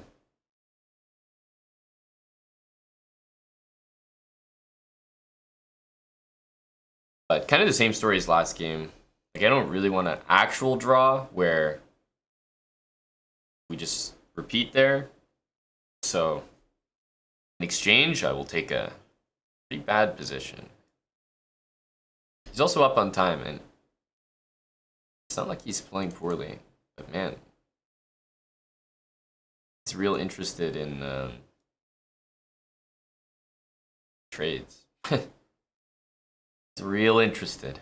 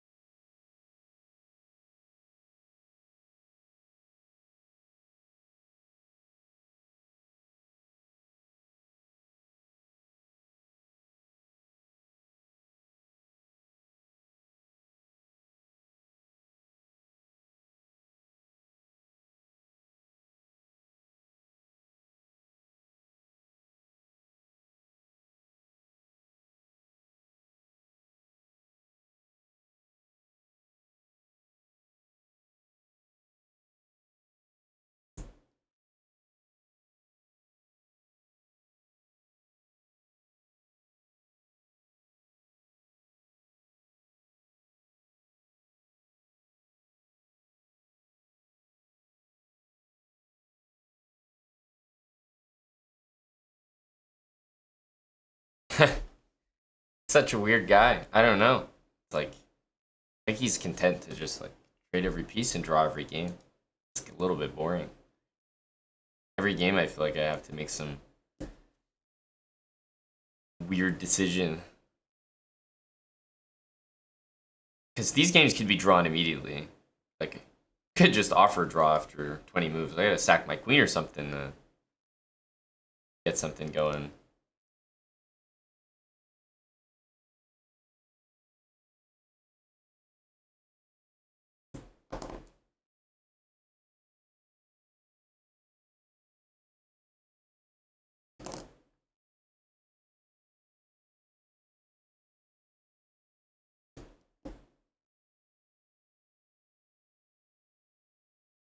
We either have to play like incredibly fast to flag him or just turn the position into a really weird flag fest.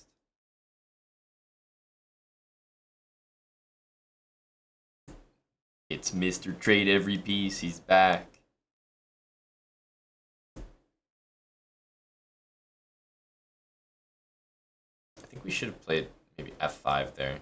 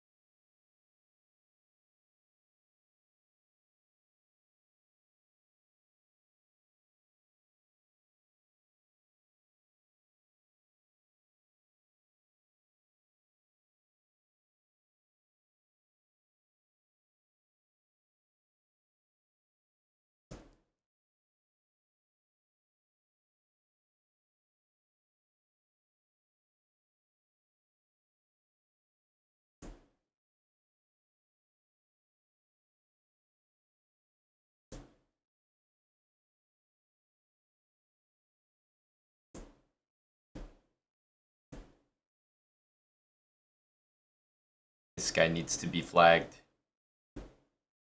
Another exciting game, I know. Very exciting opponent.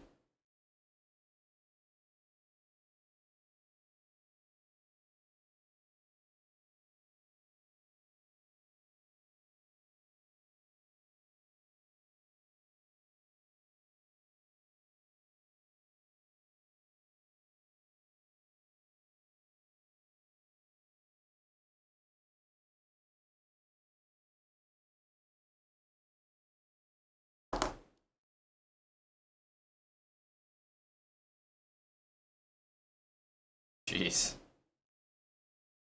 Mr. Exciting over here.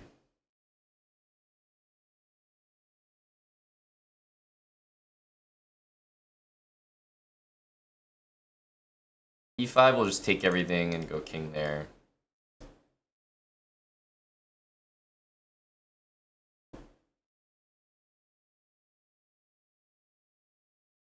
Here there's h3.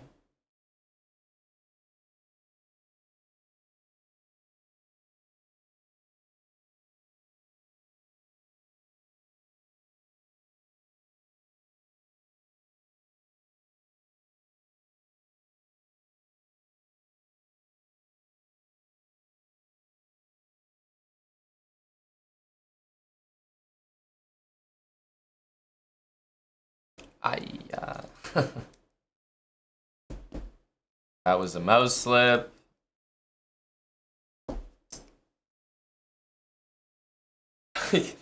Worst timing for a mouse slip. King g7, and I mean the rook has to go back. We take here. It's like one of the easiest wins ever. Now he has e5. I mean, this is disturbing.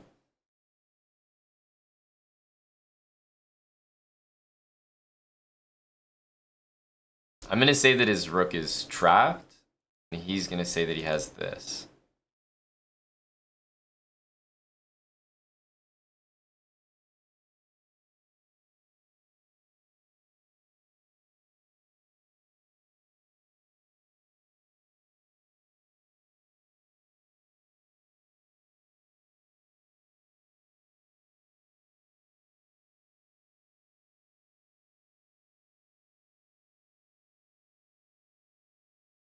think I have to take that. Or I suppose we could go here.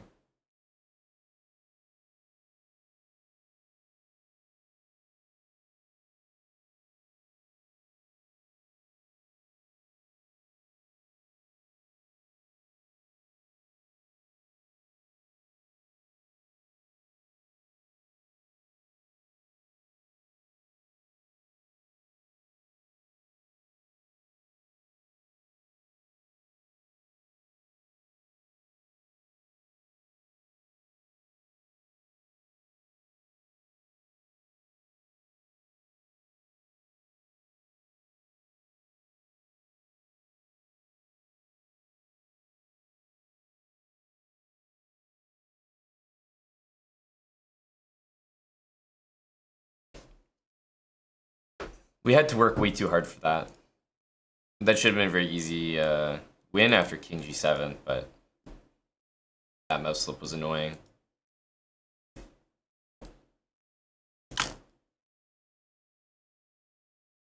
Seems like this is a tough guy to avoid trading against. He really wants it.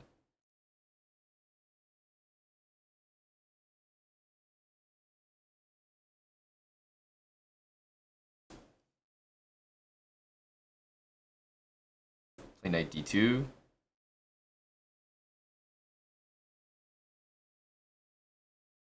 Bishop f1.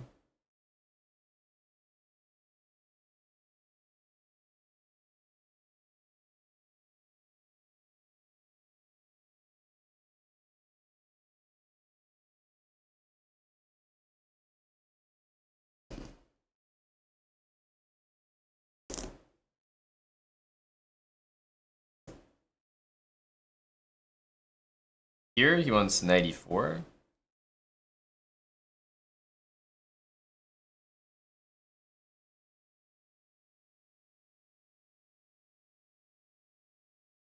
Yeah, I don't think we really like that. Let's go here. Goddamn right, DP Leo. You can count on me to spice things up.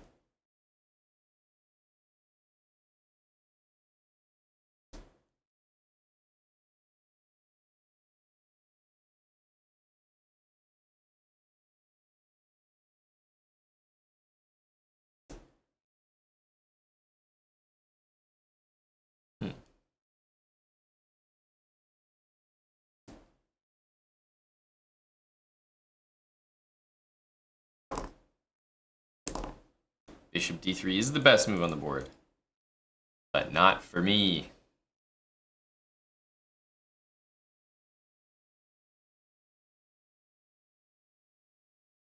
Hello to Brian.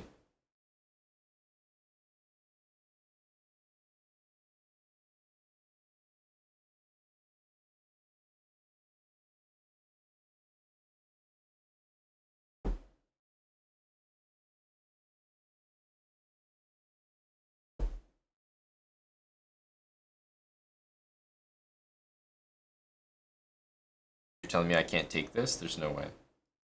I refuse to believe it. I refuse to believe it. This has to be good. Queen where? e4? Go here.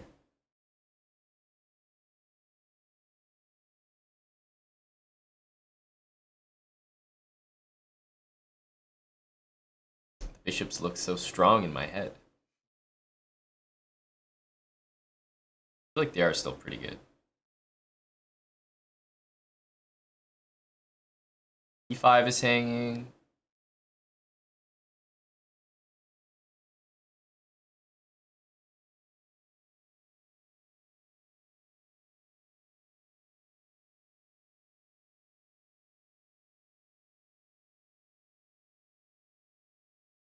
Seven. There's a pin here. It's also going to take this.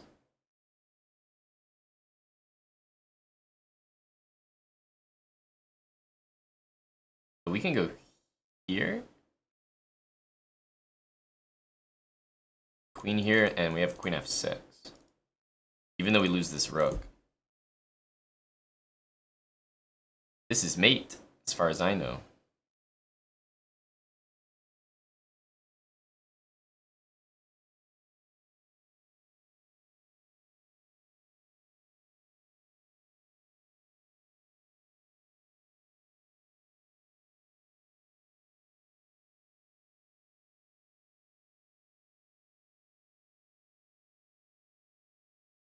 All right.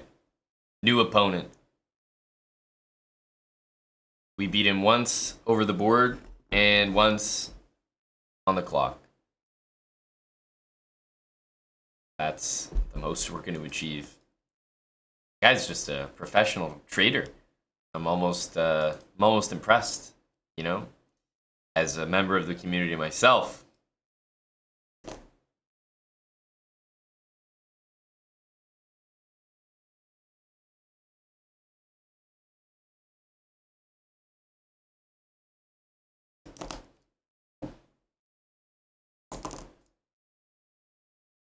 It is exactly like that, Brian. Hedgehog structure. G6 would complete things, but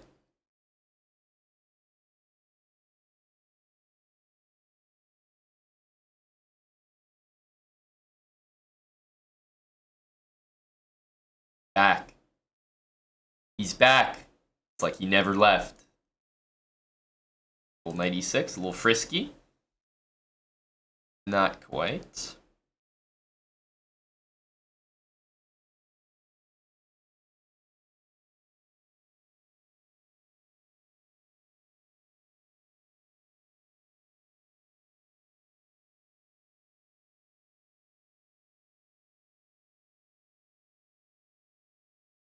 Need the pieces here. He plays b3 with something here, then b5 is kind of nice.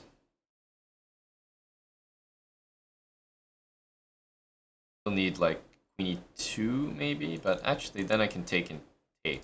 So now he's got this, this, and that to defend. How can he do it? I don't think there's a way. Neither does he, evidently. I don't know if this is like definitely good for me. So I'm winning a pawn, but there's gonna be some suspicious stuff happening, plus like maybe a knight getting in, I don't know. Definitely doesn't look easy.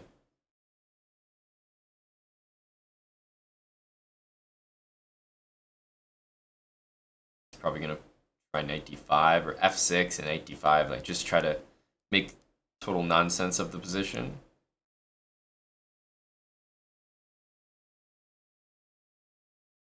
And he's really DCing here. He's hardly in this game. We're up a pawn here, so I think we've played pretty well so far.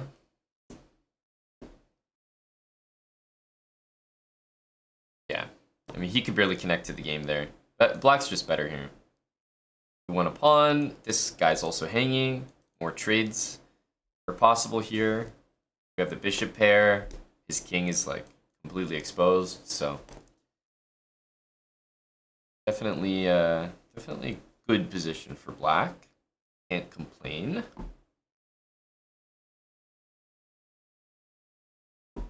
There were a lot of people on Kick and Twitch who were let out of jail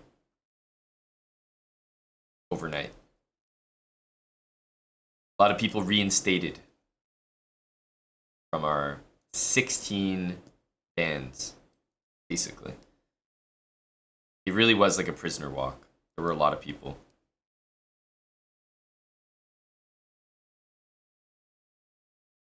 Hello to Smucker Wideshaft.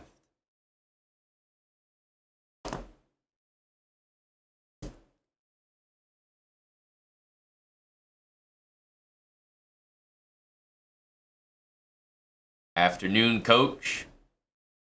Afternoon, bud.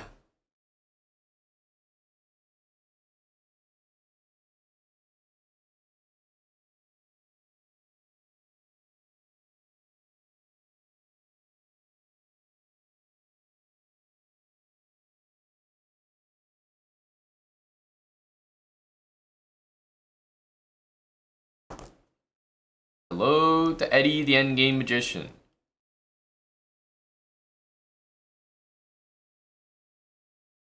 I need to get a trade here. My bishop is not fantastic on that square. A lot of people blunder knight takes c4. Seems like a weird thing to blunder, but like bishop f3, they play b4, some sort of hanging knight or hanging rook. It gets blundered a lot. Okay, as for this, I'll take.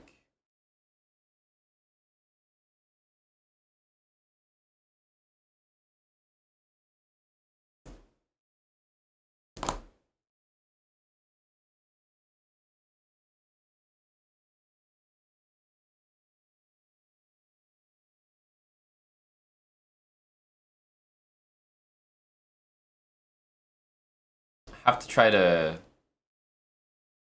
loosen up the position a little bit here. Is he really thinking about that? Be impressive.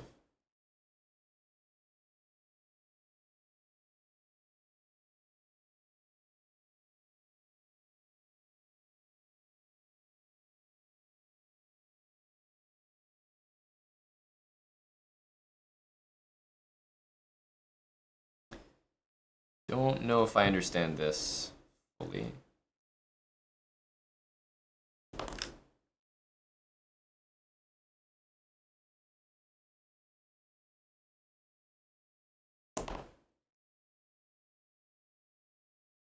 Can work though. Can work.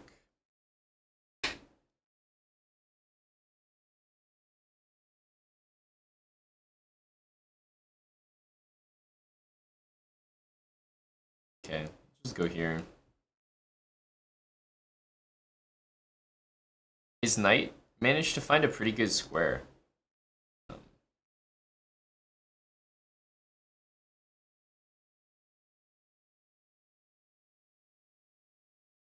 think we want to play that.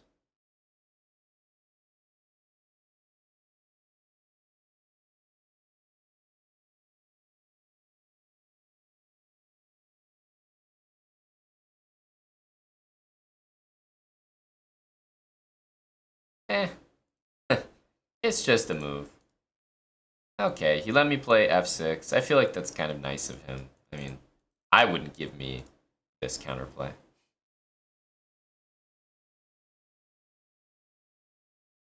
I would have played f6.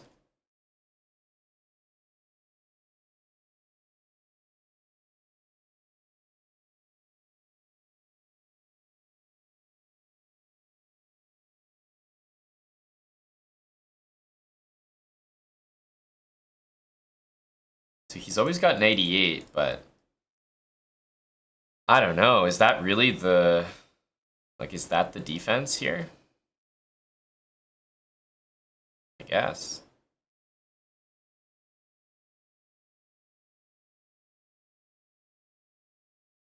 Let's get to supporting that so that we always have threats. I'm basically trying to go here and then rook to h4.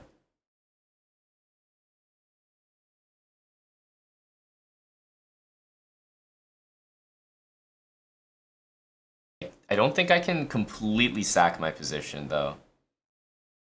Because he can sack his knight there.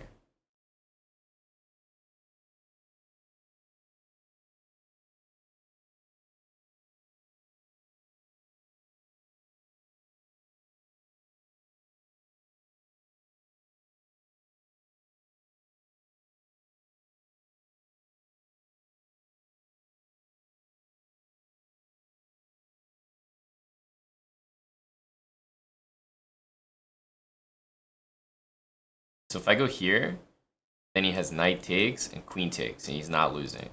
So I'm going to go here. It seems insane, giving up this and this. Now I want this. He can go here and sack, but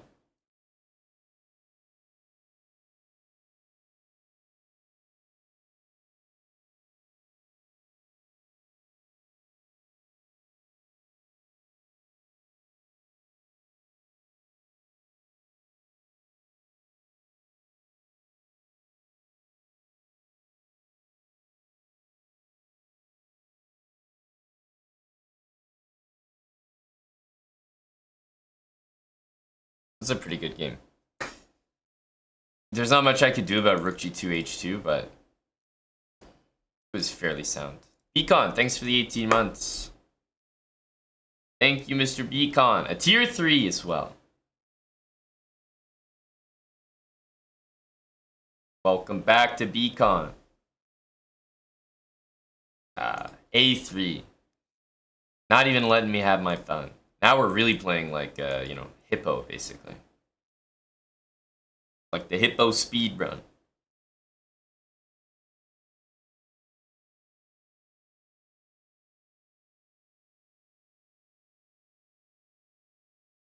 Oh, me.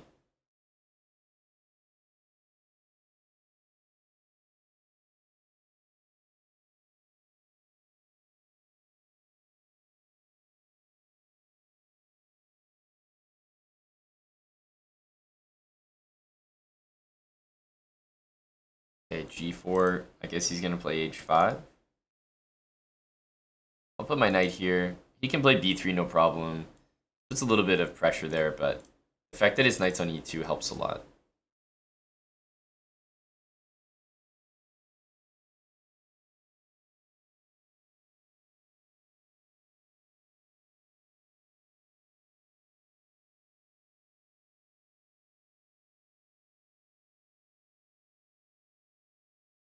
Knight D4, huh?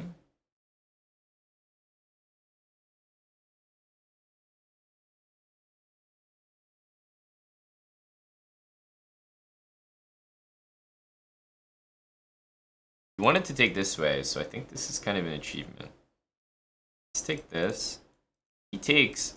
I don't know if we can take this or not. But I think we might be able to.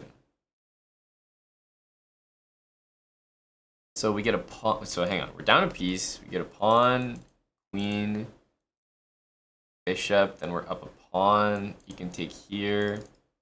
No, I think this is fine. Because we're winning a pawn here, so the most that white can do is some sort of desperado, like, knight move, but even then, he'd only be equaling the pawns back. Plus, I maintain that I doubt that'll work, because he has to be so specific where he puts his king. Because I'm gonna have my knight here, threatening to take a bishop. So, not even clear that he can do that.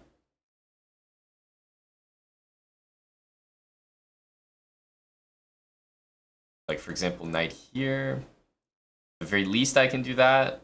Maybe I have better. Okay, so we have to take this, that's for sure. Not with the king, of course. Bishop c3 looks like a move.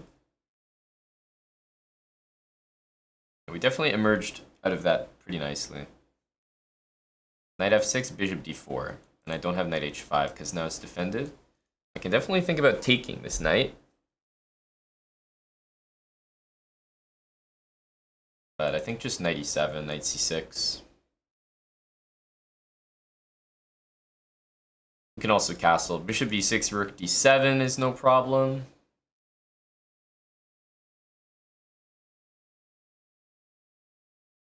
I definitely want to play a move like this, but just don't think I have the time at the moment. Yeah, we definitely have a very good position here.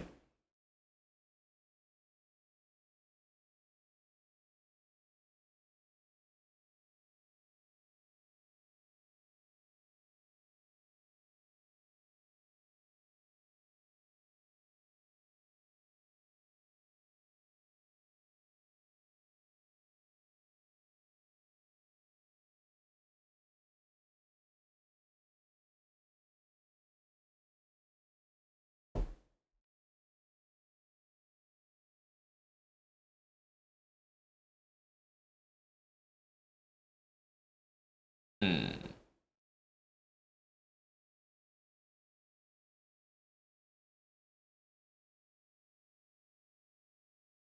I'm gonna do something that looks like it blunders.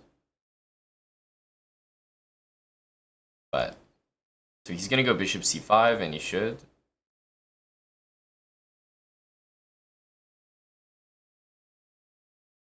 It's his only move. Wow, okay, he doesn't even play it. He doesn't even play it.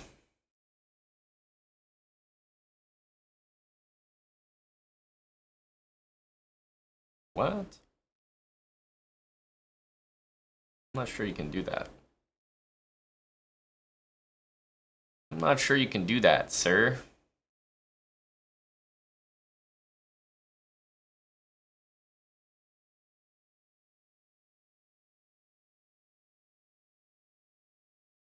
Okay, he finally sees bishop c5, but it's 20 moves too late.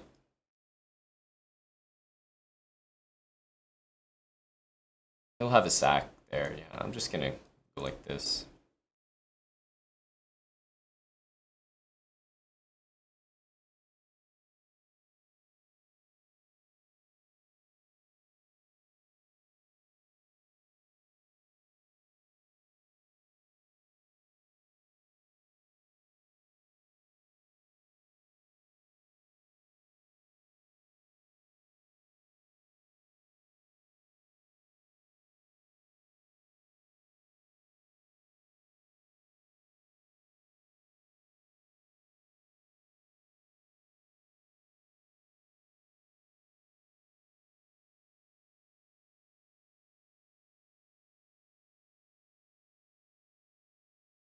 Can't remember what he played against this.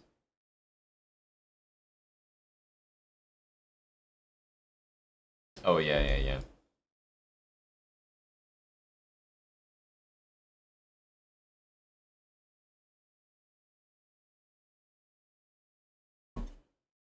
Bishop d3 next. This is some theory right here. This is some theory. Shock. Hey, man. Thank you to Shock RL. 33 months. b6. I think it's time to castle. Bishop h6.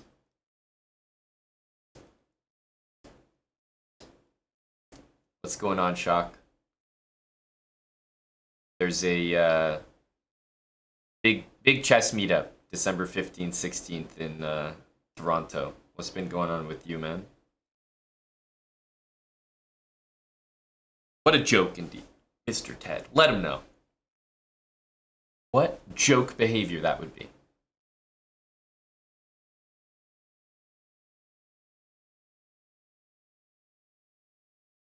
Honestly, I kind of want to just take it.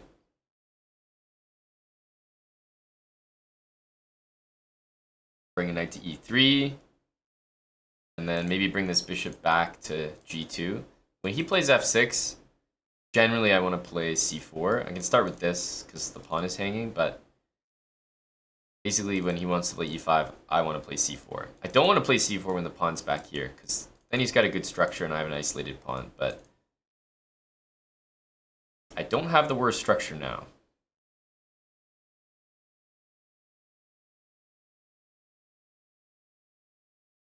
Let's bring the bishop back.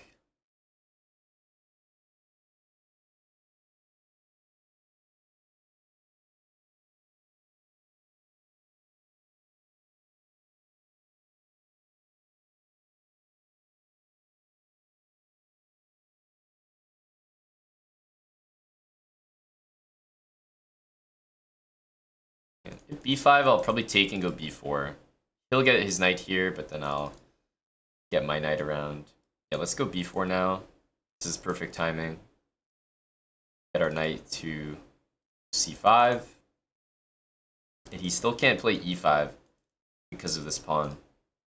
Our knight is really, really good on e3 right now. At this point, he's probably going to do something random like h5, h4.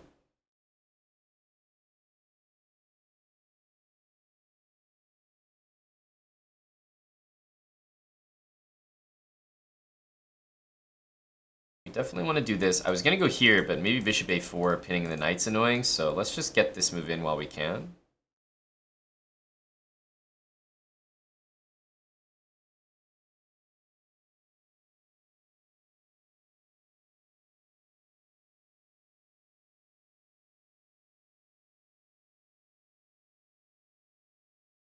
This one, I know he can't play this right away, but he'll work towards that move slowly.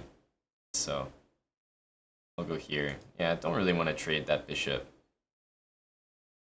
Oh, that's a pretty good move. I consider that. Because before I had Queen A4, but now I don't. Tricky. Oh, it seems the person who's gonna have to go for this stuff is me. I guess we should have taken that way. Didn't feel natural though to allow him to expand in the center.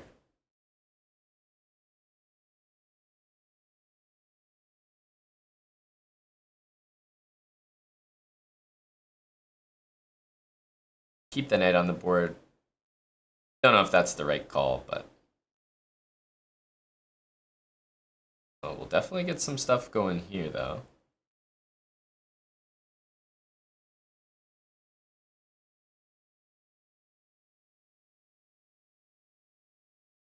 Something like bishop f1 takes in knight e5. That's coming next.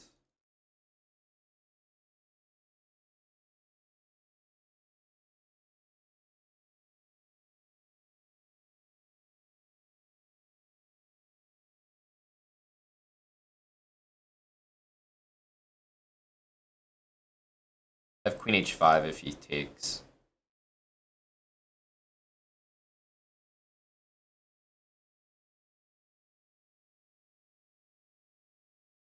Okay, queen g5. There is queen takes e5 though with knight f3. But then we could take here. We'll end up ahead here.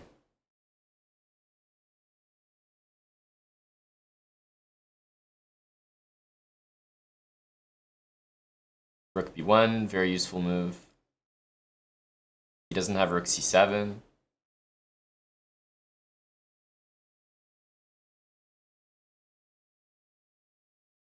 Let's go here for now.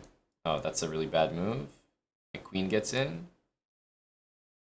Somehow he's still fine though.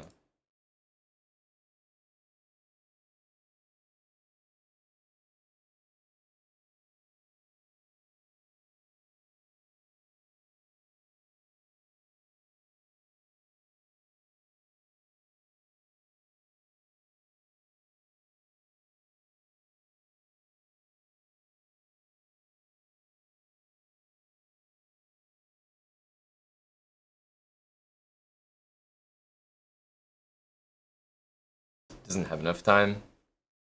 Had to make up quite a bit of time there actually. GG. I don't feel bad about flagging that game at all. It was a pretty nice game. Good comeback after kind of blundering this a5 pawn. Like, even in this position, I know my position's not that bad. So, we lose the a5 pawn, but for example, here white already has like a serious edge again. So it was a pretty good game. GG. Pieces and Pawns, gift and a sub to Resident Hikaru Updater.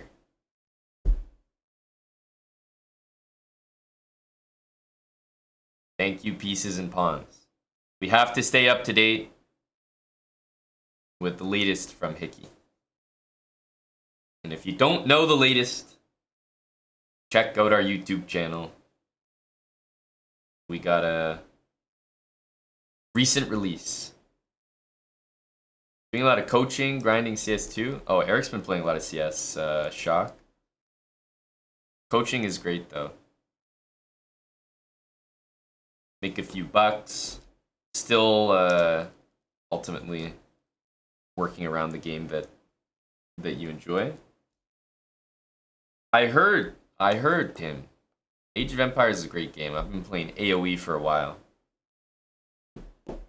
Who leaked my prep? I've never played that one. Nope.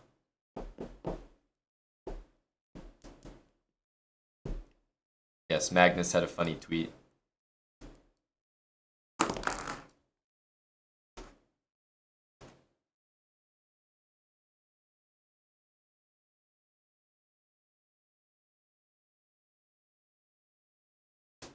Eric streamed AoE last night.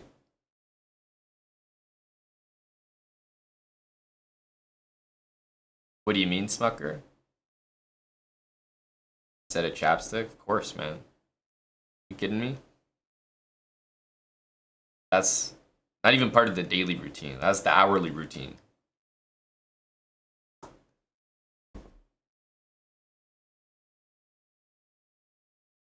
Yes, I'm aware of that, Smucker, but what do you mean? Was there a remarkable message that was missed?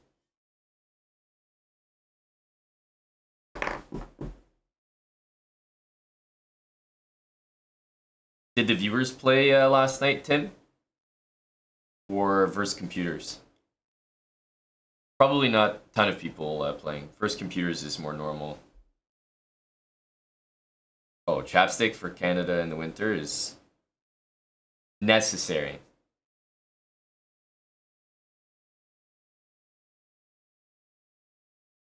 Should be weekly pieces and pawns, so most of the series that we have are weekly releases. Always a troll entrance with that guy, Smucker. Always. Always. Alright, I'm gonna be back in a second. Just gonna take a short break and grab a refill. 27.50. I think I'll have to stop there for now. It ain't getting much better than that.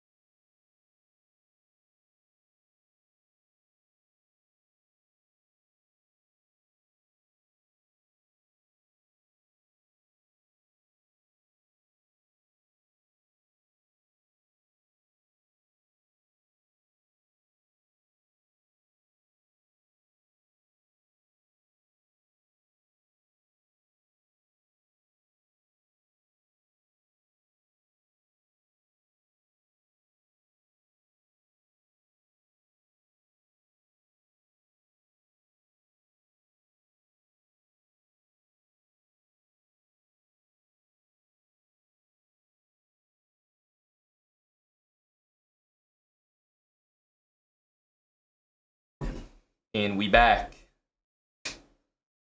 So, I took some notes yesterday. I noticed, what a great job the community did coming together for the Hickey release on YouTube. It is Smucker. It's great. Probably one of my favorite hoodies. That's like not my own, let's say. And I saw the community work towards a great upload. There is a series that I have not done yet that I would like to do, that has always been on my mind to do, but perhaps we could create the series together with the help of the chat. It is a follow-up to Habits.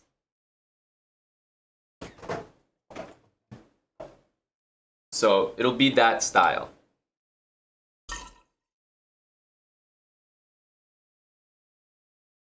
I think we can make it together.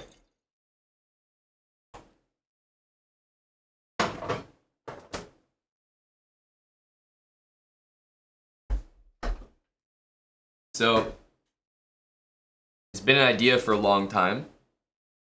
So I'll show you what I mean. It is Habits, but for puzzles.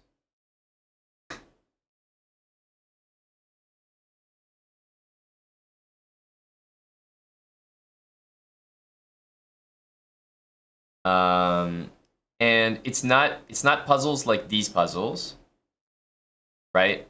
These puzzles, like the officialchess.com puzzle, I think it could still be applied here. Let's say it's geared more towards Puzzle Rush, but it would be immediately applicable to regular puzzles. So let's just take Puzzle Rush for the moment here. This is what at least sparked the idea. Hello to Moistad.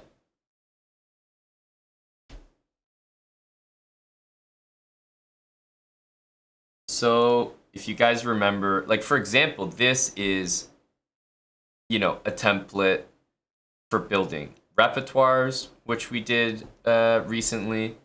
But if you've seen the Habits, like the original Habits series, then you know kind of what the what it looks like. Right? So it has like the rules on the screen, right? And I need to have some rules on the screen, but for puzzles.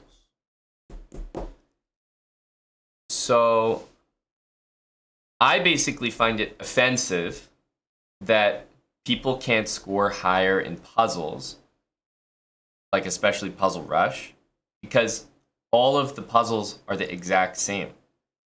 Like once you latch onto a theme of a certain puzzle, it really is like a repeatable type of procedure.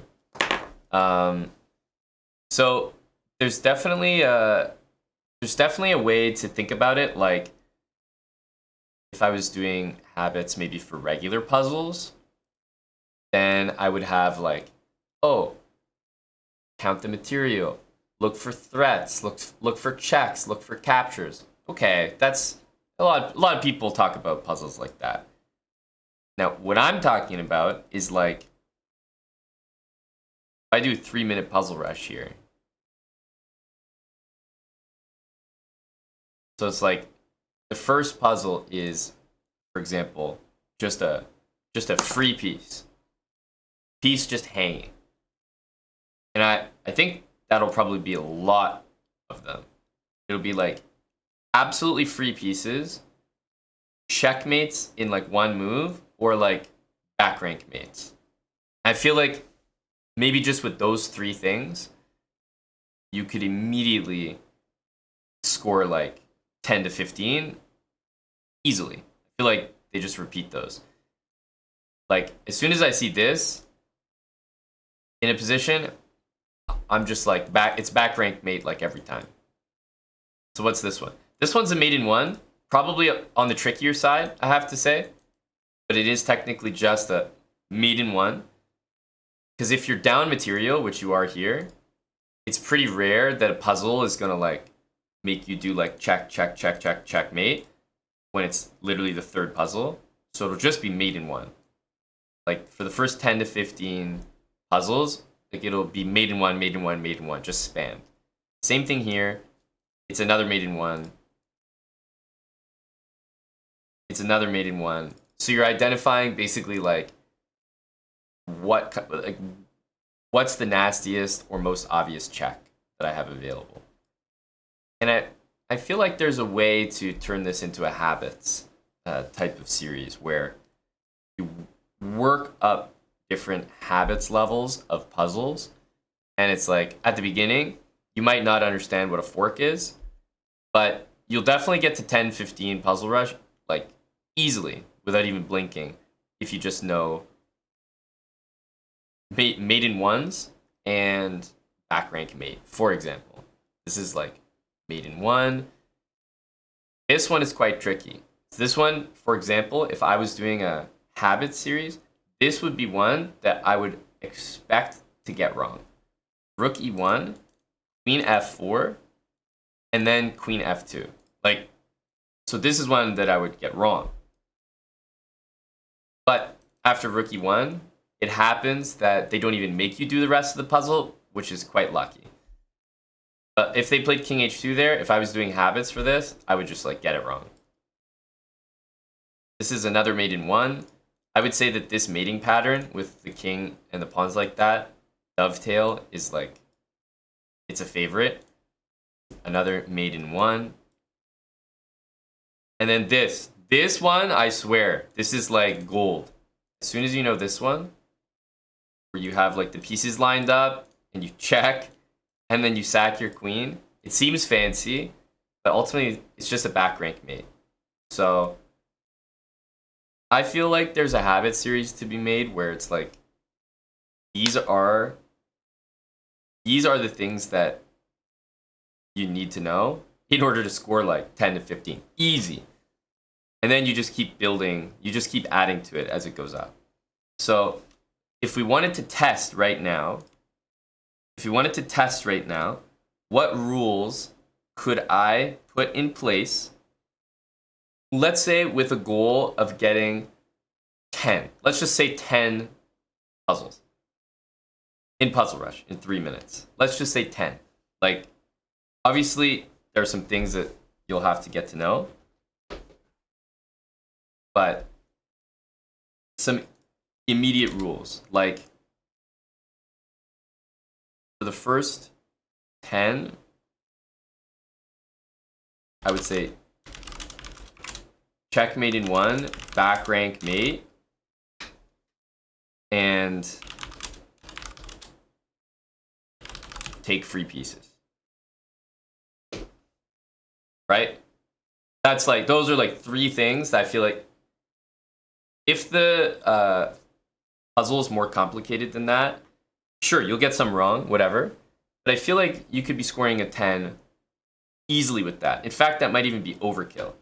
So for example, if we did checkmate in 1, back rank mate, and take free pieces, that might even be overkill. Like saying checkmate in 1 also requires you to know quite a few checkmate in 1 patterns as well. Like, obviously it's easy to say, oh, just mate in 1 if it's mate in 1. Like, of course. So that might even be too much. So if we tried again, I almost don't even want to say mate in 1. That almost feels like overkill. So we talked about back rank. When the pawns are like that and the king is there, just check on the back rank. And I mean, it should be obvious that they're just hanging pieces. Again, king is here. We don't even see the 3 pawns, but it'll just be always like back rank. Back rank, back rank, back rank for the first 10. Just check the king on the back rank. Okay, knight here. Honestly, I think this is one you could get wrong. I'm not gonna lie. This one looks like this could be like getting one wrong. I do think that knight takes is fine, but I could see king here being played and getting it wrong. So let's just say that this one, because it doesn't really fit our rules, let's say we get it wrong. This one, I'm not going to lie, we'd probably get it wrong. Like, we could get it wrong. Like, maybe, you know, maybe we have the skill to play a3, but I say we could definitely get it wrong. So let's go on hard mode and say we get it wrong. Okay. Back rank. So it'll take a minute to process the position, but we do have a queen and rook lined up, and it is mate in 1. We do have a queen and rook lined up. It is mate in 1. And again, this one, I think it's possible to get it wrong. I do. Like queen f7, sure. I'm trying to go for like the absolute guarantee of getting it correct. Queen f7, sure, but let's say we get it wrong, we do another check. Okay, we get 5. I need to see it again. I need to see how effective those rules are. You know, rook check, that's a back rank. Okay? Here, there is literally a whole queen staring us in the face, hanging. I'm not saying this is so obvious. Maybe you think that the rook is guarding it or something. It's a long way away, but it is a total free piece, so we're going to take it. And again, definitely difficult to see, but when you're down material and you're in these starting problems, it's always back rank. Always back rank. Always back rank. Always back rank. This happens to be checkmate in 1. It's also one of the only checks that we can see. And if you think about it, it is kind of like a back rank. Not the craziest to see that. Let's say we get this one wrong. I think it is kind of obvious to play rook here, but let's say we get it wrong. It's technically not any of the rules that we outlined. This is mate in 1, and everyone should be familiar at the beginning levels of this kind of the danger of moving those pawns. This one, I'm not going to lie, is pretty tricky. I don't think bishop c7 is obvious, so let's say we get it wrong. Knight here, certainly not obvious, but knight f6 is a mate in 1. And I think for the first level of habits, even if I say like mate in 1, and you're like, okay, how the hell am I supposed to do mate in 1? Like, I don't know all the mate in 1s. That's actually tough to know all the patterns. But as you do puzzles at level 1 habits, you'll eventually learn what type of mate in 1s are common, and you'll get better at them. So at the start, you might be missing a ton of mate in 1s, but as long as you know in your head that you're looking for mate in 1s, that should help a lot. This one, honestly, I would probably get wrong, right? This is I would say it's a quite advanced tactic for one of the first 10 puzzles. Okay, so we got 8 following those rules. The rules being checkmate in 1, back rank mate, and take free pieces. So we got a 5, we got an 8. Let's see if we can average them out. Okay, back rank, right? We should be getting this. This is kind of like a back rank, so I'll definitely say we should be getting this one.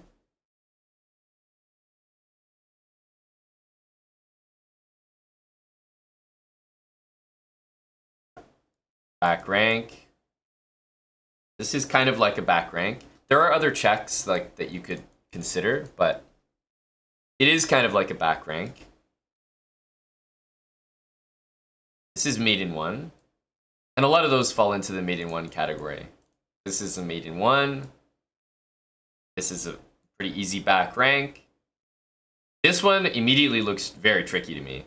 Like, this is one you get wrong for sure, and I don't blame anyone. Like, what the hell is that? It's okay. Let's say we get it wrong. This is not the easiest, but it is mate in 1. And this is a mate in 1. This is a mate in 1. They're definitely getting tricky. Like, I'm not saying this is easy to do, but There are a lot of maiden ones. This one is like very, yeah, I would say quite tricky. So we get it wrong. And this one is also not obvious at all. Not really a maiden one or anything. It's like a maiden 2, but we'll call that too advanced for level 1. So we got 11. Coors Light Cowboy, thanks for the 5 subs, buddy. Thank you, Coors. So I feel like for level 1, I feel like those rules are probably good enough. Yeah, check the king probably works, Dave. Check the king. The problem is, if you just say check, there could be multiple checks, and it's like, how do you know which one's the good one? I'll say, for the most part, to get 10, it does feel like, I don't know if this is a rule we could use, but it does feel like check the king, like bring your piece as close as possible to the enemy king and check it. That feels like a very useful, like, that almost feels like it. Like, no matter what the mate is, it almost is always a very close range mate.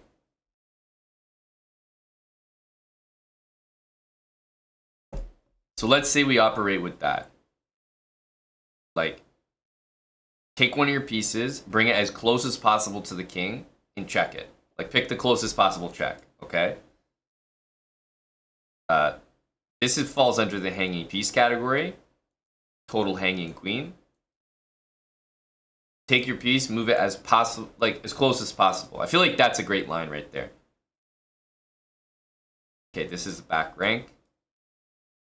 As close as possible to the king. That's a pretty good tip right there. Hang on, that might be the wordage that we need. Right? Rook here. Now, I'm not saying that this is an easy one. I still think I'm gonna get this wrong because it's kind of advanced. 2 moves, level 1. A little rough, but at least it was helpful for this. So let's just get that one wrong. Oh man, this one's brutal. This one, impossible. No way. The only good thing is that we're in check. So I actually have to play this. So there is hope that we could play this. But I do think that this is tough. I do think this one is tough. Queen as close as possible. As close as possible. As close as possible. As close as possible. This is a great rule. As close as possible. Obviously, it has to be like a safe square, but I think this is a great rule. Now, obviously, this would be the answer, but we're starting to get into multi-move problems.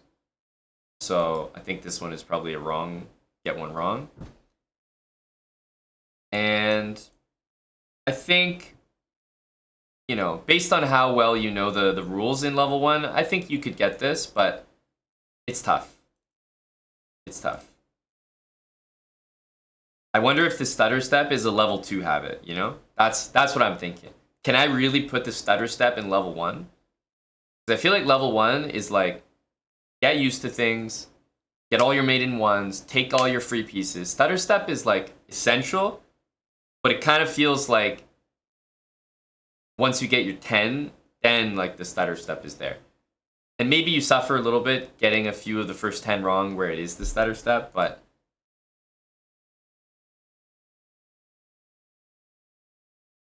I do think this is like one of the most key ones. But let's get it wrong for the moment. So that was 10 right there.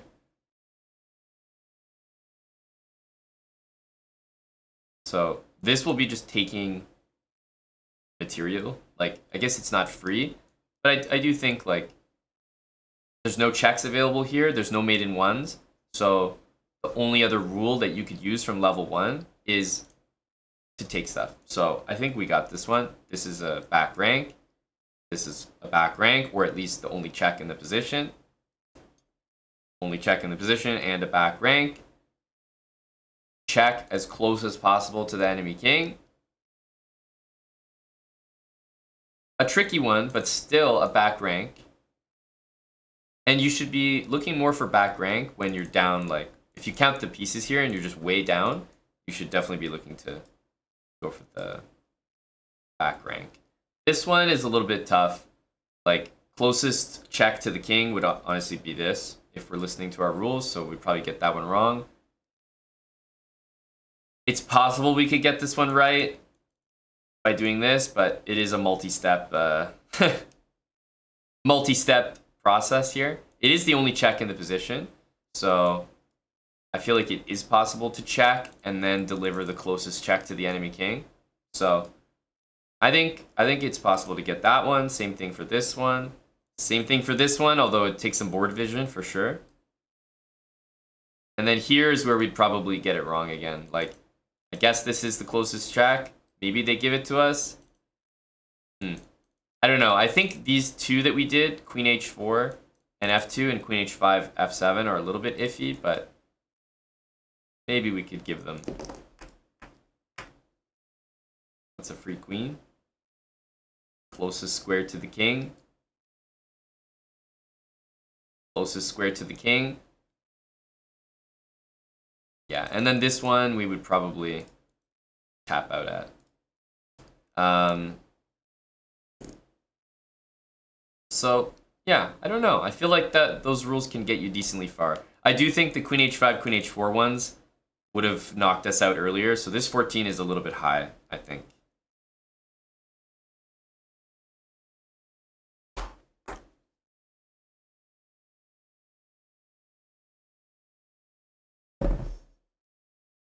Hello, Rui. I'm trying to make some habits, sir. So, I think we've upgraded Checkmate in 1 to...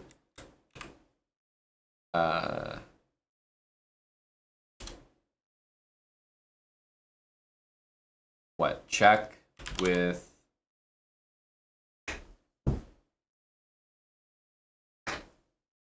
Check with...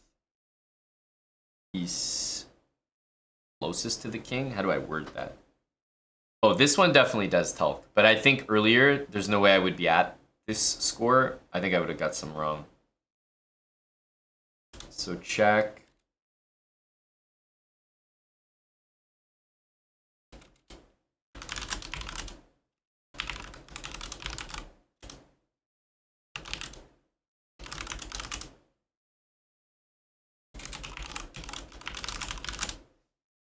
How do you say that in a concise manner?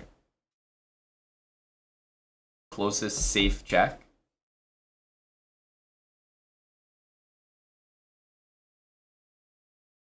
But what does closest mean? I have to like elaborate.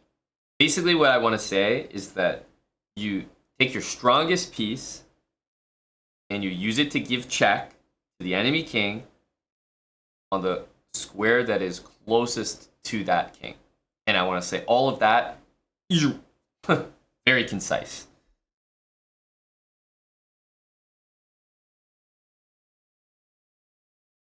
Hello, MapRail. Thank you for the 56 months. MapRail, welcome back. Tier 3.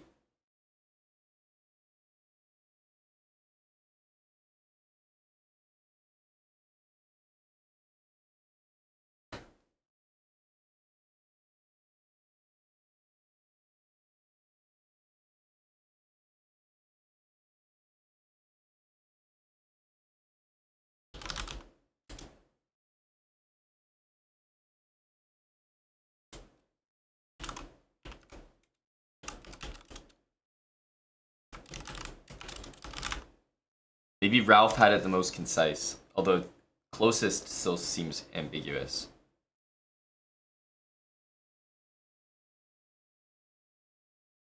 The closest safe check. Back rank mate. And take free pieces.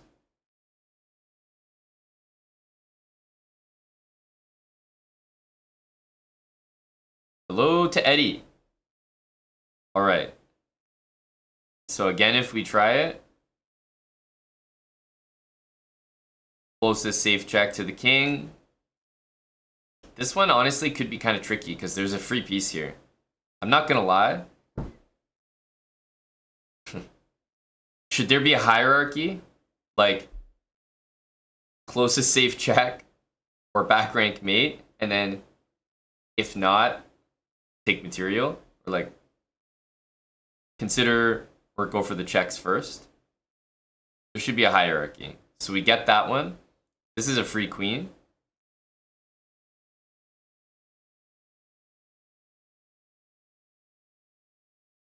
Back rank, back rank, back rank, back rank. Closest check with your highest value piece to the enemy king. Closest check, highest value piece. Closest check, highest value piece. Closest check, highest value piece, and a mate in one. It is the only check in the position, so I feel like we get this one. This one counts for sure. This one, on the other hand, is probably a fail. There's no way. It says too sweaty. Whereas this one we do get. No, but sleazy, there was a knight on e7. What are you talking about? Queen h4 was illegal. That's why I said we get knight d3 for sure, because it's the only check in the position. Same thing here. This is actually the only check in the position, and we don't have a queen. So I feel like we get this one. Closest check with highest value piece. I think we get knight h3. It might take a while to arrive at these moves, but it's the closest check to the king. Closest safe check with the highest value piece. It really, the rule works. This one is a little bit tricky. Closest safe check, but it still applies. It's still true. This position is just crazy. Well, actually, in this position, there are no safe checks with the queen. And there are no safe checks with the bishop. And none with this bishop. And none with the rooks. So the closest safe check to the enemy king is with the pawn. So this is a very obvious puzzle. Following the rule, no? Very easy puzzle. Maybe we can get 40 like this. Closest check. Closest check. I mean, this is really sweaty, dropping the knight. I would say this one is a wrong. This one we get wrong. This is too sweaty. Can't expect too much from the people. Closest check. Closest check. Closest check. Closest check. You can really extend the rule if you want to. You can really follow that rule.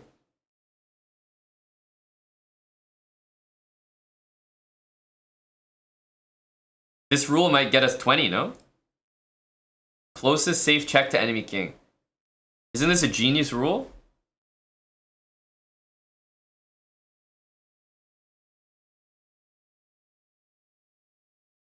Back rank, closest safe check, closest safe check, closest safe check. This is a mix of back rank and closest safe check, because truly, it is both. Closest safe check, closest safe check. Now, it really does apply. Closest safe check to the enemy king. There are none. So it really is g5. Closest safe check. Okay, at this point, knight e2, I think we're getting that one wrong. Closest safe check. But finding g6, ain't no way. Ain't no way. No way. Closest safe check. There we go. Closest safe check. Closest safe check. Yeah, but seeing knight e2 is safe, sleazy, you can't expect level 1. Like, to understand the pin, that's way too much. It doesn't look safe, that's for sure. For a level 1 rule, I think this one is pretty tough. Check, check, and check. So let's say we get it wrong. But that's 11. That's pretty much the point of... That's pretty much the point of level 1. It's really just to get everyone going. Get to 10 or something. But here's the thing. I will always operate my habits on I will always operate my habits on hard mode. Meaning if it's ambiguous, like if this is the position and it's like queen here, bishop here, and I'm like, knight e2, like, yeah, if you're like, you know, the more you get comfortable, the more you'll get that one right. But I'll probably not get it right, just to prove that even if I'm operating on the safe side of the habits, where I'm not getting things correct, even when you think I should, that it still works. But then, of course, if you see that this follows the rule and you play it, like, then just power to you. Like, then you'll just score even higher. But when I'm doing them, I'll probably not count ones that I think are 50-50 or like that seem confusing. Same for this. Like, rook a1 might seem obvious, but I don't know. Even getting those ones wrong, we still got 11. That's pretty good.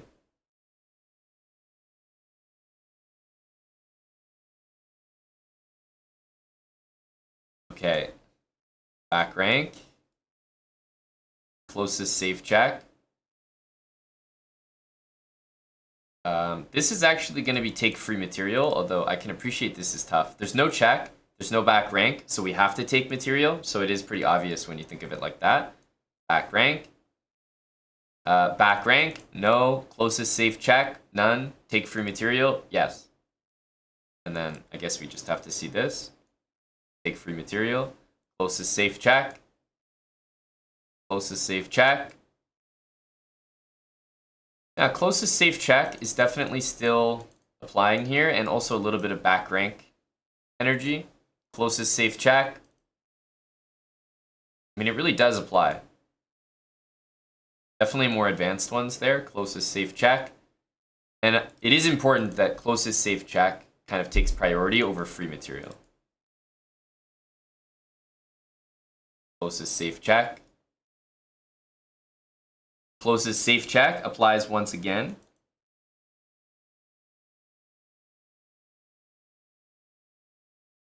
Closest safe check applies once more, although this is definitely one that you can get wrong. There's like a queen to take. There's queen e2 that you might think is mate. I could see someone getting this wrong for sure. But let's say closest safe check. Here,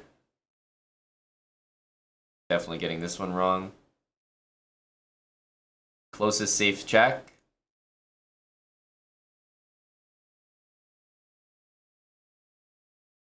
Closest safe check. Actually, it's always the closest safe check. Every single time. Closest safe check. I mean, this is like genius, no? Closest safe check with the highest value piece, unfortunately, would not be the bishop. It would be the queen. Yeah. Too complicated here. We got 15. Thank you, Cripple Pawns, 18 months with Prime. We got 15. Yes, Mother Maid is definitely an advanced one. So is this... Oh, here we go. Closest safe check. Back rank mate. Take free pieces.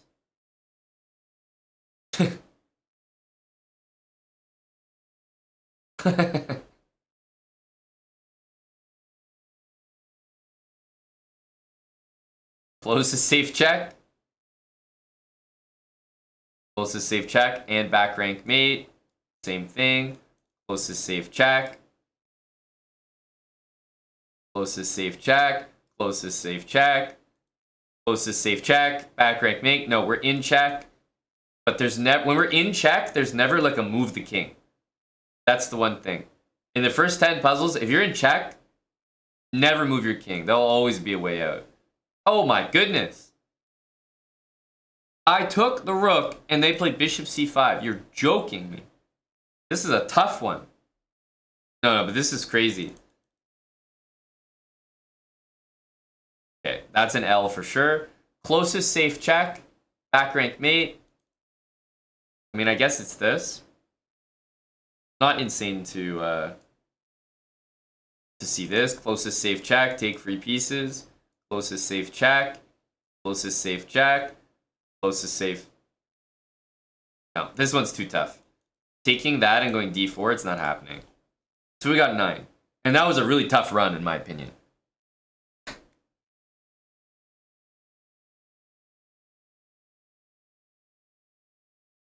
I like what you're thinking, pieces and pawns. So in the habits, we have things that we want to do and things that we don't want to do. So what can we put in the like never do this category for level 1? As in like, even if it's good, don't do it because just keep it simple. What are we putting in our like keep it simple, don't do this category? Never move your king.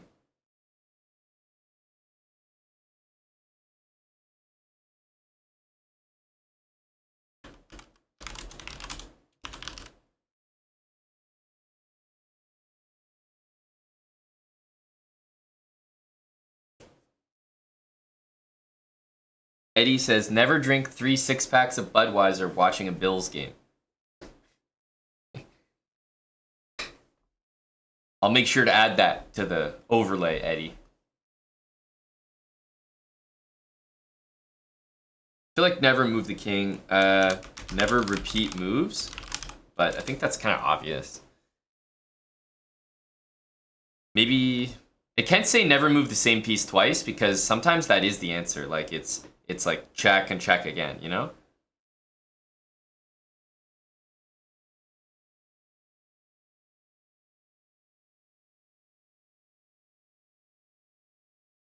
Yeah, pieces and pawns, but there's so many that I've gotten correct where it's been like check, check, check, check, closest check with the same piece that there's no way I can have that rule in there.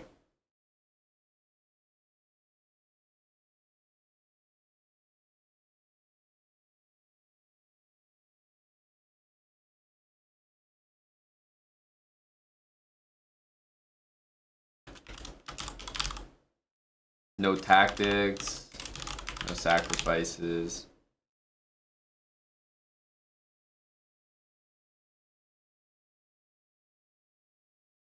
Yeah, I had a lot of repeat moves, pieces and pawns. A lot of like, you know, check, checkmate, or check, checkmate with like a king here. I think I'll probably leave that one out. But your other ones are really good.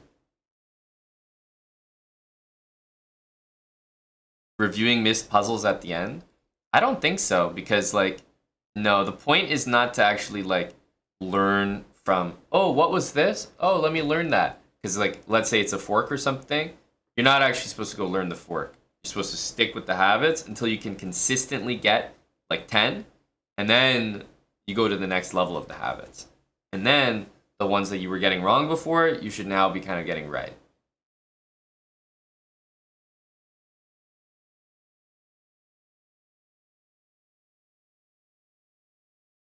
So let's say you're getting 10. If the goal is 10 and you have 3 minutes on the clock, right?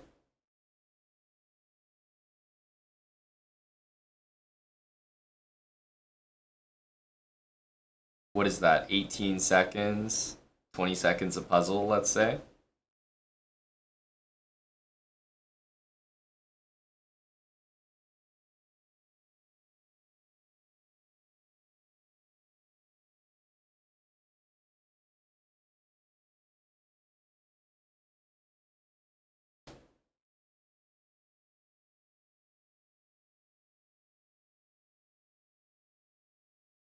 I think that's something you can just do if you want to, good old Tesh. I'm not sure I would include it in the series.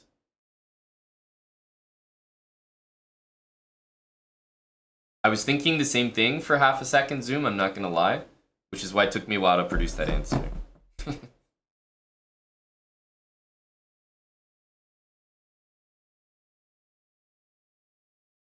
20 seconds per puzzle maximum.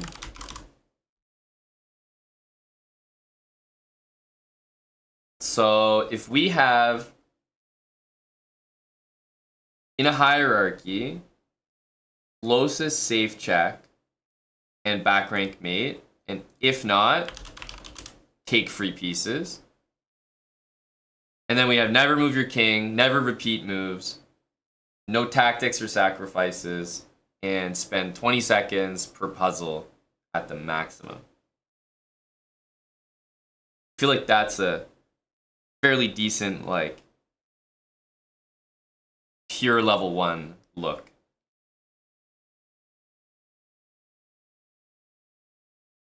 So let's see how that works.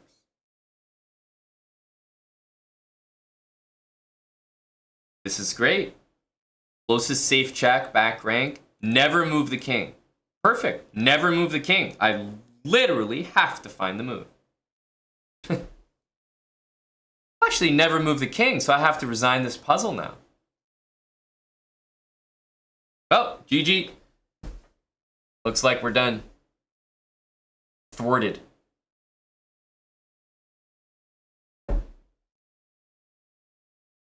Might have to change that one.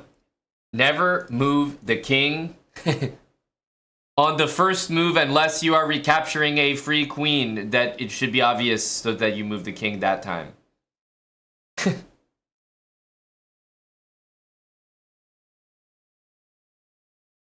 All right, back rank. Back rank. Back rank. Back rank and closest check. Back rank? That's all I got. I gotta go back rank. Oh, but this is tough.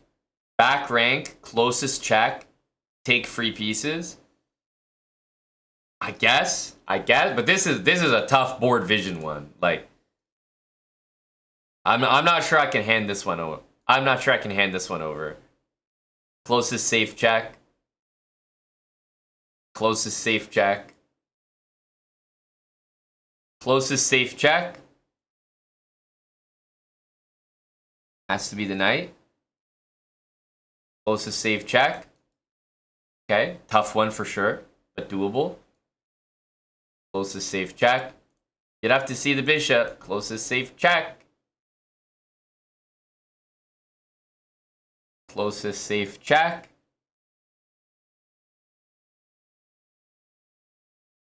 I guess. Closest safe check. And it's made in one. I wouldn't say this is very obvious, though. And then this is the stutter step, which we'll call too advanced for level 1. That was an 11, but that was a weird 11. There are definitely a few that we could get wrong in there, but I would say on average that was like, you know, we were getting about a 10 there.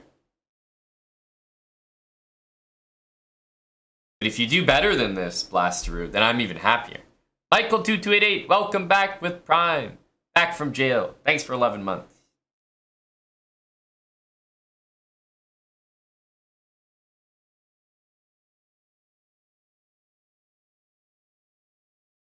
Back rank. So back rank, closest check. There's literally only one check, so it has to be. Back rank and closest check and take a free piece. Back rank, closest check. There's only one check. Back rank, closest check. Closest check. Closest check. Closest check, and we'll say that that is too advanced for level 1. Closest check. Oh, we're playing with white. Back rank, closest check, and take free pieces. This is a tough one, but I guess we're supposed to see this. Okay, maybe not the craziest.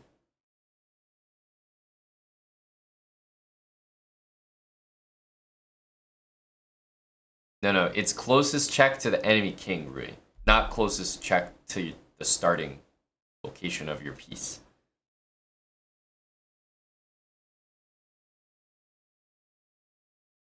Closest check? It's definitely that one.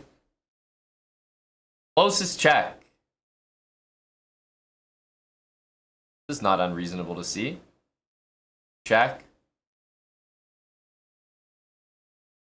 This is the only other check coming up, but I do think these multi-move ones, you know, personally, I'm like, whenever I see them, I'm like, okay, these are ones we can get wrong, but closest safe check again applies. Closest safe check. Closest safe check again applies. I feel like the rule's being stretched, and this is too advanced, let's say, for level 1. But even if you stretch the rule, you're getting a few above 10, and I was kind of not even doing some of them, so I feel like 10 is very achievable. So if that's level 1, then what do we add in level 2?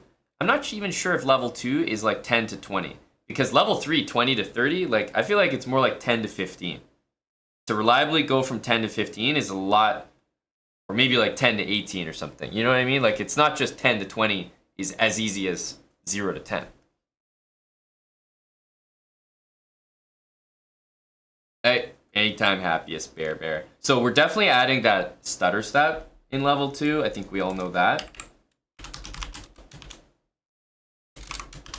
But what else?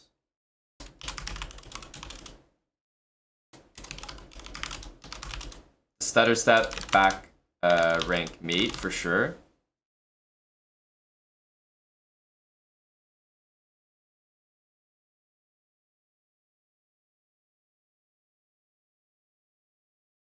Yeah, if it was that easy, Dave, then the thing is, then my original habit series would be level 1, and then it would be, oh, we're hanging like pieces to this in level 1, let's just fix it for level 2. But really level 2, I should know the rules ahead of time, so that it's more of a building kind of thing. At least that's how I want to do it, so that it feels more systematic. Yeah, so we're adding that one, Ralph, 100%. Cheers, Murdoch. Yeah, I like that one. I was even going to have it in level 1, Dave. But yeah, I like that one. Push, pawn, closest to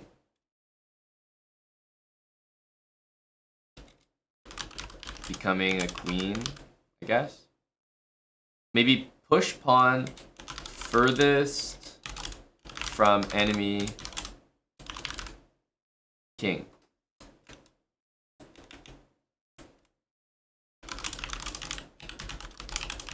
There are two things that I want to say, like push the most advanced pawn, and then if you have multiple pawns that are just as advanced, you push the one that's furthest away from the enemy king. That's what I want to say.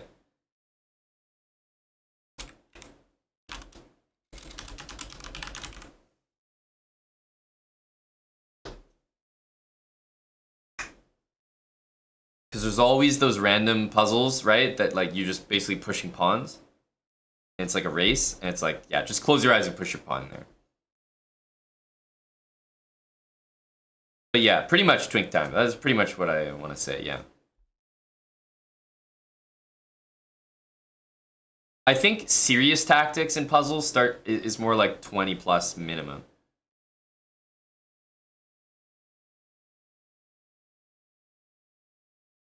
That's right. Yeah, 928, Dave. Yep.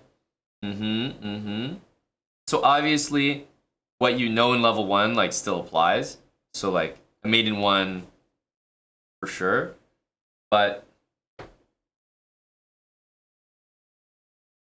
can we still operate with like closest safe check? I have to see what the 10 to 15 puzzles are like.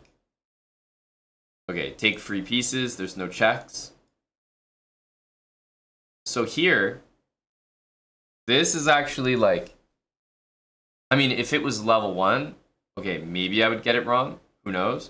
We have never move king as a rule, so we would start with the pawn. I feel like never move king. I like that rule as never move the king on move 1. I'm going to amend that. Because there are some weird ones, like remember the queen exchange? We're like, what? We're not supposed to move our king? Of course. Just never move the king on move 1. That'll never be the answer. But in our level 2 one, push the pass pawn. Okay. This is a tough one. Let's just say we could easily get it wrong. Mate, back rank. Knight f6 is a check. We never move our king. We have to take it back. Okay, taking with the knight or the pawn. This is also one that we could definitely get wrong. Closest safe check is with the pawn. Closest safe check is with the queen. Closest safe check is with the pawn. Closest safe check. Ooh. It's one of these two.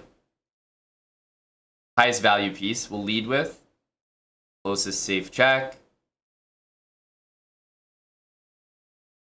Closest safe check.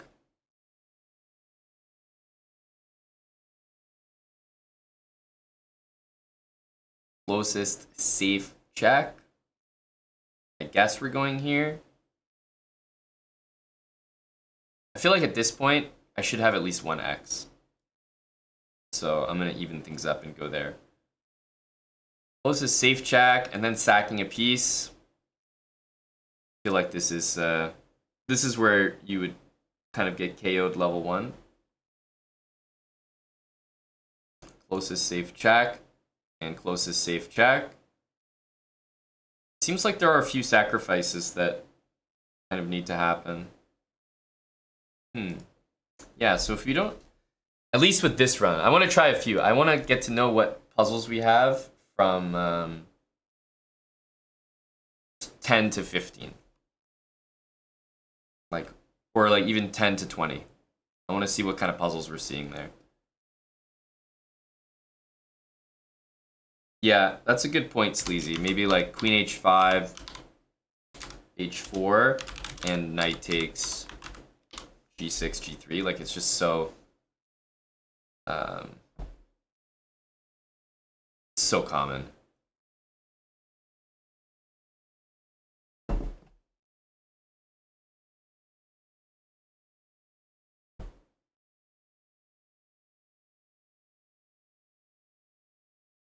So what kind of puzzles do we have? Let's see.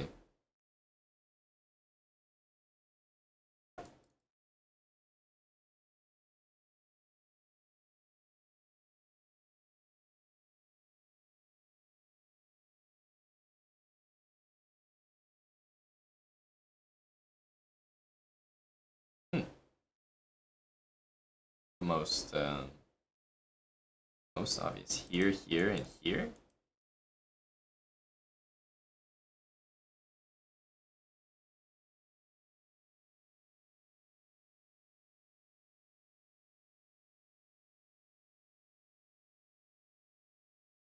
Okay, so what do we have here?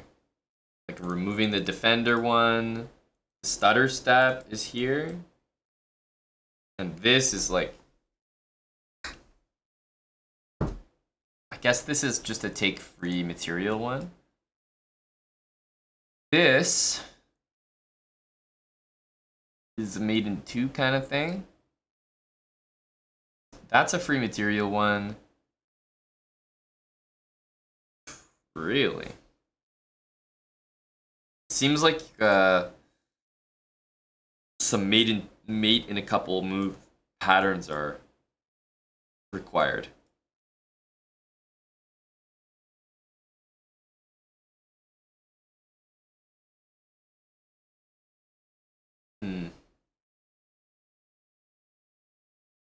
Those ones are tough for sure. It doesn't have to be like 10 to 20. It doesn't have to be like a big jump. But I want to find the most common things to add. This is still like, okay, smothered mate, a little bit tricky, but like sacrifice Lots of sacrifices happening. We're at 21, so we're way past, but...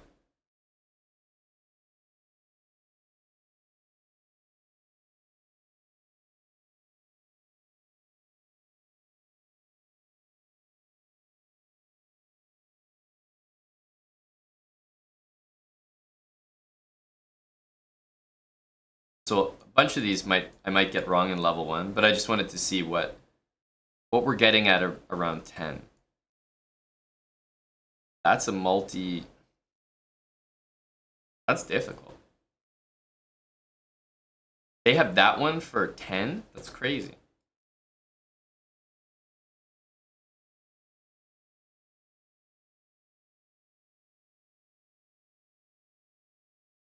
Futoto, I like that in general, yeah.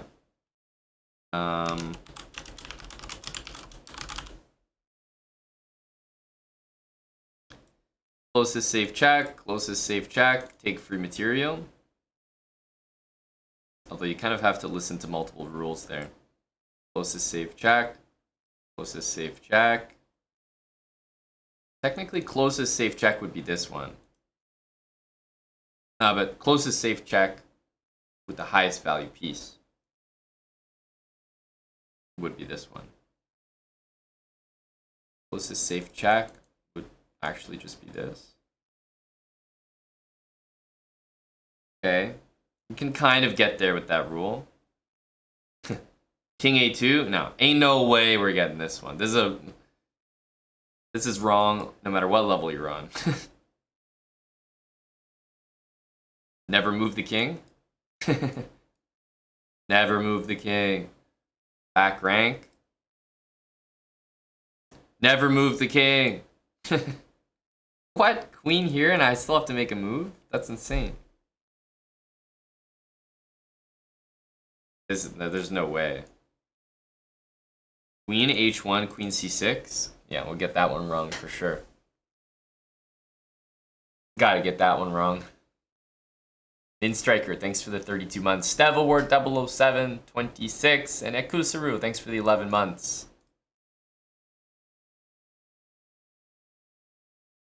Bishop F3. Yeah, this is also a bit advanced. A little bit of a stutter step there, but pretty advanced.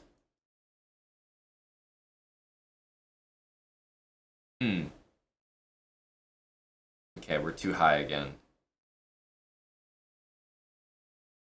What seems to be the theme between, I don't know, 10 to 15 or 10 to 18? It definitely seems like a lot of checkmates, but just multi-move checkmates, like 2 to 3 move checkmating patterns. Not like crazy tactics of any kind, just checkmating patterns that are a little bit extended.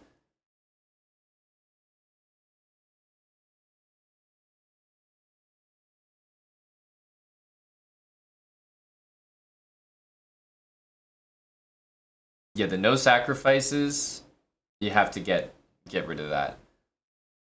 I think sack a piece with check becomes almost mandatory.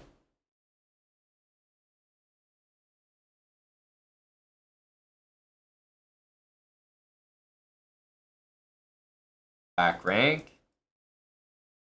Back rank. Back rank. Back rank. Closest safe check. Plus back rank. Closest safe check. Closest safe check. Closest safe check. Closest safe back rank. No, we get this one wrong. It's knight b4, but we get it wrong. There's no free pieces to take, and there's no checks. We definitely get it wrong. Closest safe check.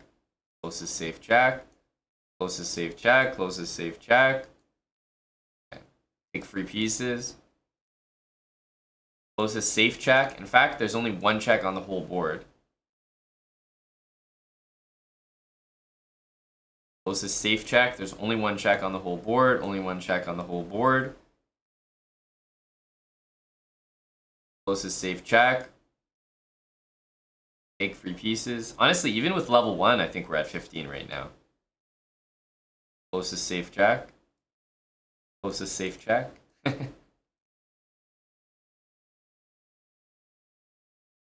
This closest safe check rule is pretty damn good.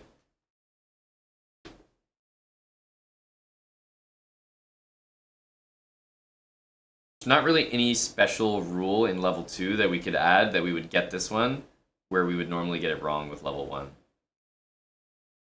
I can't really think of anything.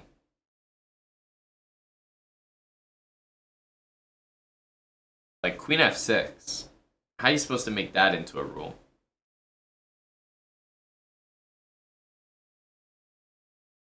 This is like, okay, free piece.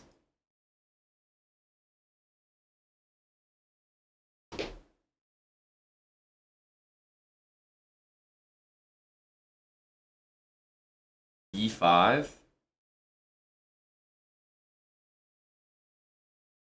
Can we keep the rule for level 2? Never move the king on move 1? I feel like that's a good one. Never move the king. And then move the pawn that's closest to queening. Okay, this is actually the closest safe check, but... I'd have to think more about it. Exactly, Sleazy. Never move the king. Force, no? So I think this is why I've had to think about the series. It's definitely difficult to get it to work exactly, like with the next rule set.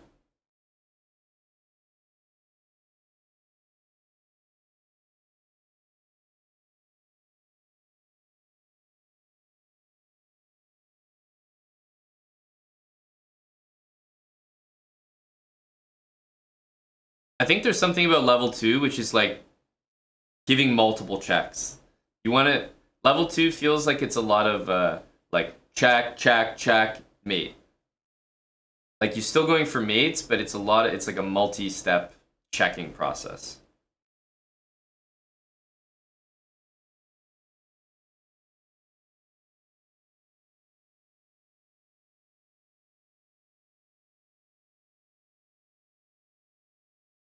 I mean, I kind of do, Sleazy, you know? And as we're doing it here, we're learning. Okay, well, it's free pieces, never move the king, back rank, free pieces. Never move the king on move 1 is our rule. Take a free piece, back rank, closest safe check. This is a tricky one, but that is the only check in the position. Closest safe check. This is a sack. Ain't no way. Ain't no way. Literally no sacrifices. That's a check. Closest safe check. Well, it could be either one of those. I don't think there's any guarantee that we get this one right. But let's get it right for now. And here, closest safe check, we don't really have one, honestly. Like, even at number 10 here, we would already need level 2 rules to help us out here. Which is not a problem, like, obviously there are going to be some, like, once you get to level 2, then the first 10 are going to be a lot easier, because you know level 1 and you're adding level 2, so...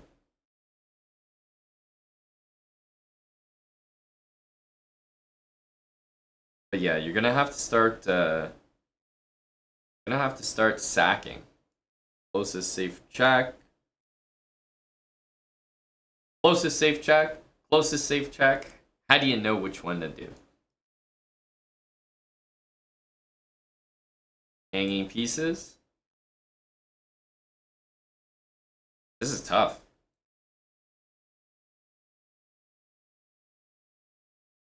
This, and this. That's tough too. We're only on 13. Kind of depends what kind of run you get, though. You can never judge too harshly based off, like, one run. Yeah, this is not the most obvious.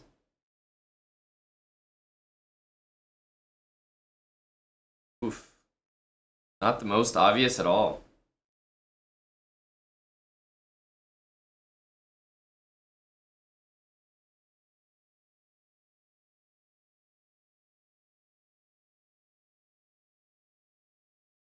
No, I haven't. It's Forest. Did Kramnik just post? Is this fresh?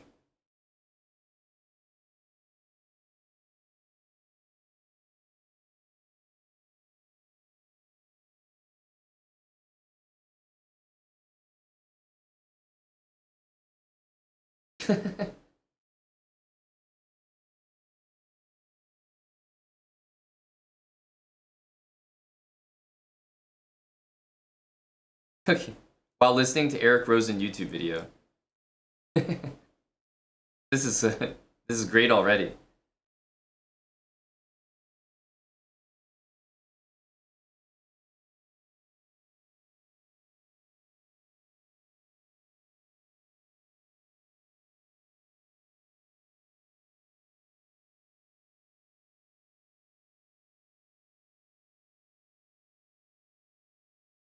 A lot of nonsense on the web.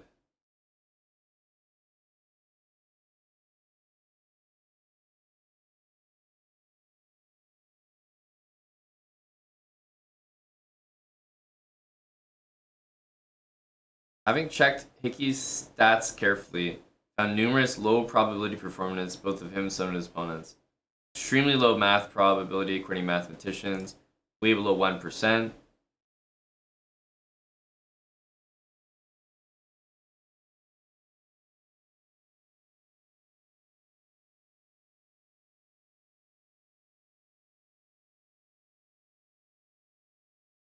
It's obvious to me that deeper checking must take place in such cases, whatever the name of the player.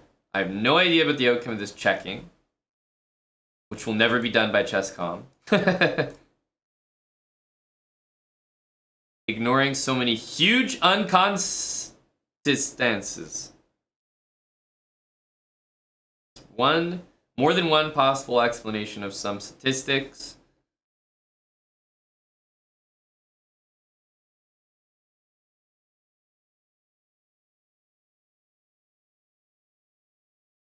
I would offer to make similar detailed investigations of my games and performances, would only welcome this. Hard to understand those cheers and shouts of others. Nobody is above the law, should have special position. I will continue to present various true statistics and couldn't care less about the names of the players involved because we chess players are in one boat, equal in rights, and must be treated in the same manner, whatever rating on PR some might have. We are all in one boat with equal rights. Isn't this the takeaway here? I feel like I have equal rights to you guys. We're all in the same boat.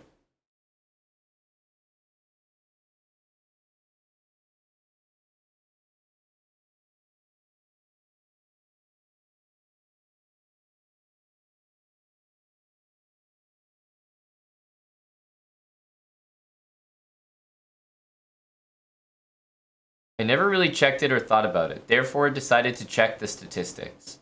I strongly believe no one is Caesar's wife, and everyone who is, from time to time, heavily overperforming must be checked seriously, including myself, of course. No one is Caesar's wife.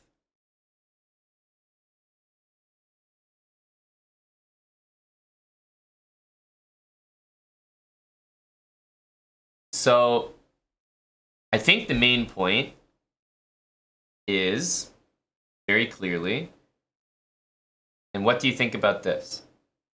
The main point is if performances are statistically and mathematically incredible, like very low percentage, of course there are people that are capable of those low percentage performances. Those people being like Magnus, Hikaru, just grandmasters in general, can play like 99% accuracy games. If there are people that are capable of them, sure, but still, it is a low percentage achievement. Are you supposed to just do nothing about those low percentage achievements, or do you at least note them down or point them out or If there's multiple of them, do you investigate? I think that's what he's trying to say. It's like Hikaru's so good that he posts so many low percentage achievements, which is logical from someone who is that good, but still they're low probability. And he's like, what do you do with this information? Do you just like do nothing with it? I think that's what he's saying. He also called him Eric Rosen, which is definitely funny.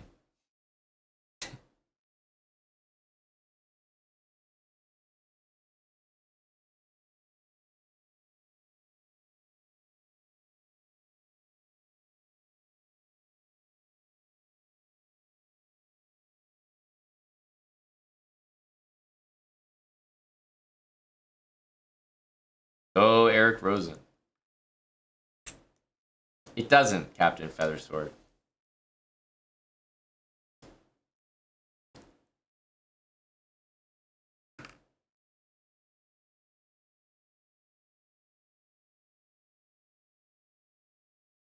Hi everyone, welcome to my blog. Is this his first post?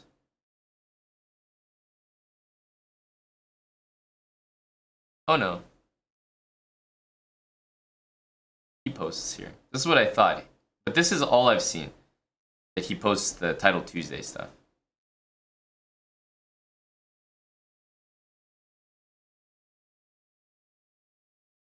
Tuesday statistics.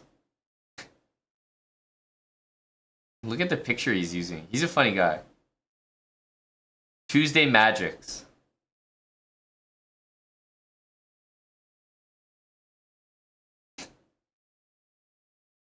Funny guy. Well, that's a fresh post. 27 minutes ago. Very fresh.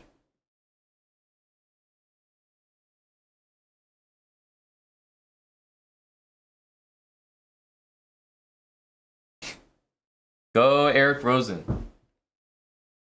Yeah, if Kramnik saw the UTT tournament, which we will definitely host today.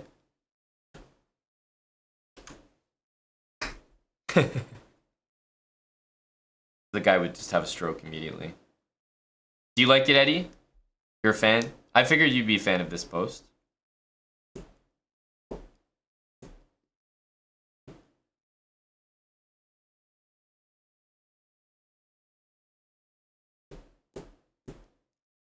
You have to remember, I strongly believe no one is Caesar's wife.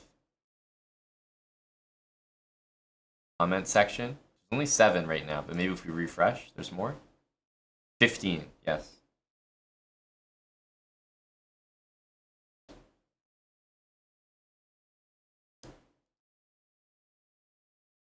Blood is off the perk right now.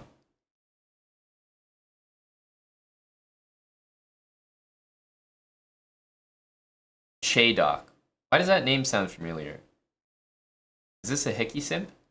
In the meantime, I would offer to make similar detailed investigations of my games and performances. And he hits him with, I think if one thing is certain, no one can look at your Blitz results and accuse you of cheating.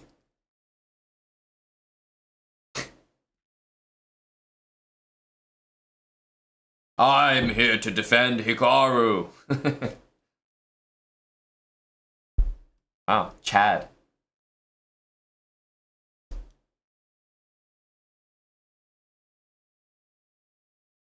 This is definitely the highlight. Touch grass. Clown touch grass. What is Blood yapping about? Samolo22 says, I am a better chess player than you. Being outside in the nature would be beneficial for you. Damn. Do they know who they're talking to? Kramnik's like 7 feet tall. I can manhandle these comment nerds.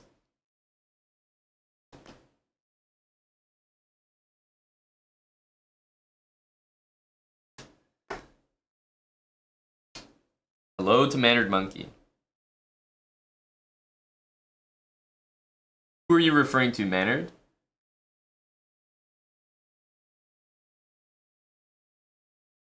Oh, this guy?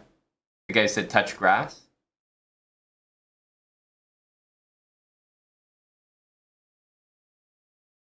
Oh, it does say Eric Hansen. He updated it a few minutes ago. Go, Vlad.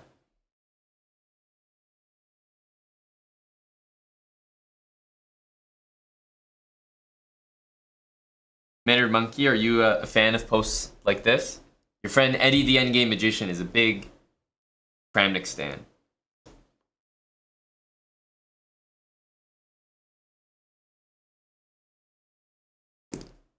That's a very funny comment, actually, Kurtz.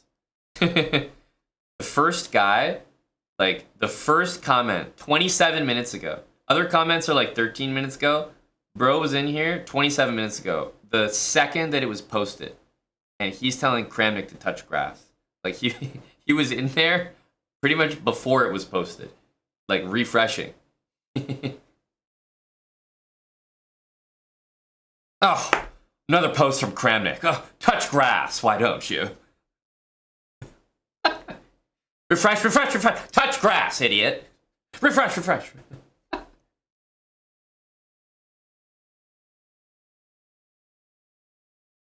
Yeah, it's like the guys that watch the YouTube videos and they're like commenting 2 minutes after it's released. Oh, trash video. And the video's like 15 minutes long or something.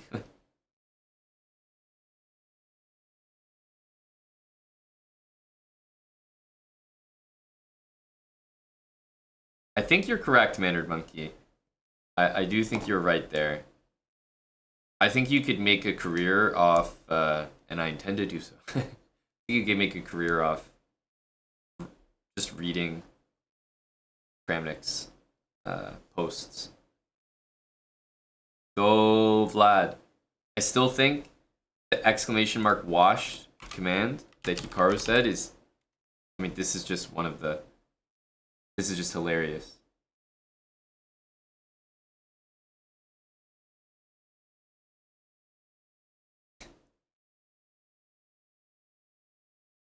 This is brewing into some very juicy, very interesting drama, in my opinion. I'm enjoying it. I'm here for the ride.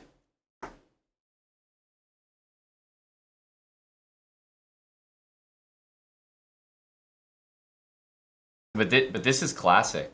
Like, this is a top moment, Maynard Monkey. This is a top clip.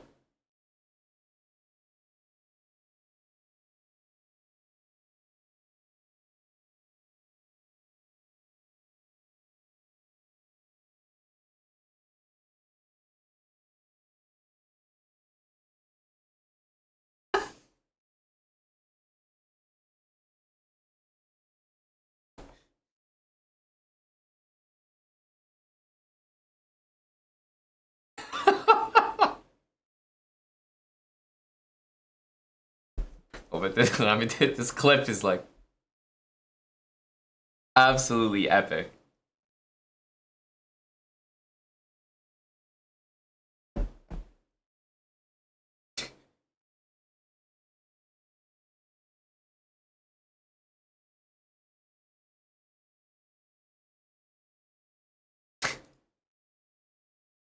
Exclamation mark washed. I'm definitely washed. See, I'm serious. I'm. I washed up ashore a long time ago.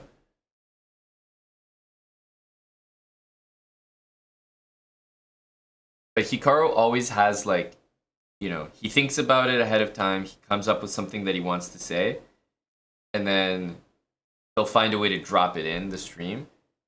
Like, oh, I don't want to say anything about it. That's the last I'll say about it. That okay, and guys, stop talking about it. That's the last I'll say about it. But I will say that Kramnik's washed, and I. He always does it. He has a comment that he's like ready to drop, but he'll always just try to snake it in there. Guys, that's a lot. We won't talk about it anymore. Everybody, leave it be. But I will say that. Yes, he did, Nicola.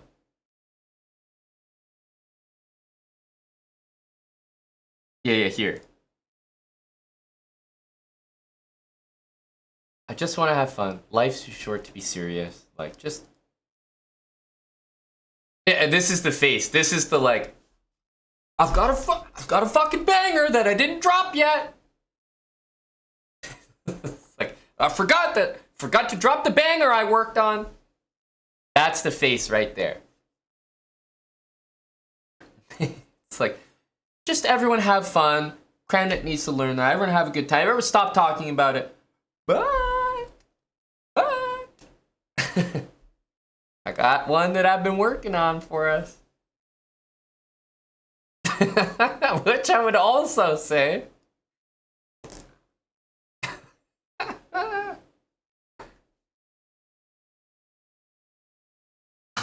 It's crazy.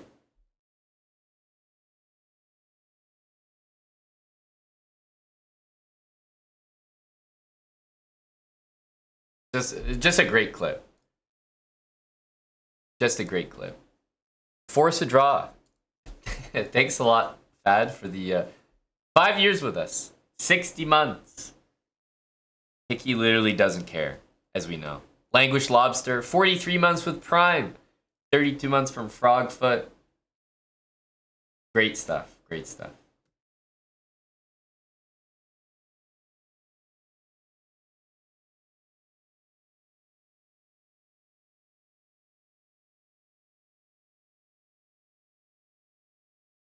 Hello to Realty Money.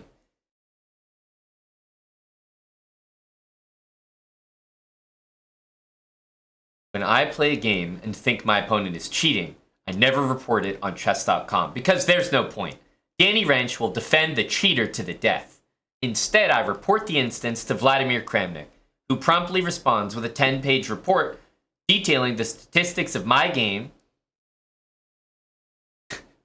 and suspicious player, and later includes the report in his blog for all to see. God bless Kramnik and his work.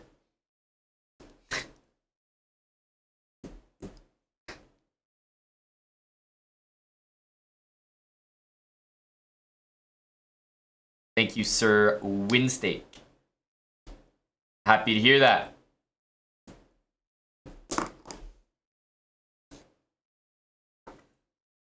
God bless Kramnik. Go Kramnik. Alright, guys. That was fresh. It just dropped. We might have to farm another YouTube video out of it. Go Kramnik. That's the bottom line. And great drama. More drama. All the frogs are out. Title Tuesday, I'm going to be doing on our Kick channel today. So I'm going to end the stream here and head over to kick.com/chessbra. It's where you can find major, big, not washed up streamers like myself and Hickey. So kick.com/chessbra. I'm going to play the late Title Tuesday. It starts at the top of the hour in less than 10 minutes. And then I'm going to host a viewer tournament that we host every single week for you guys to play directly after. So we'll see you guys over on Kick. Thanks for watching. Thanks for helping with the puzzles thing. I'll have to keep workshopping that, but I want to do that soon. See you on Kick, guys. I'm going to turn the stream off, and it's going to turn back on over there in 30 seconds.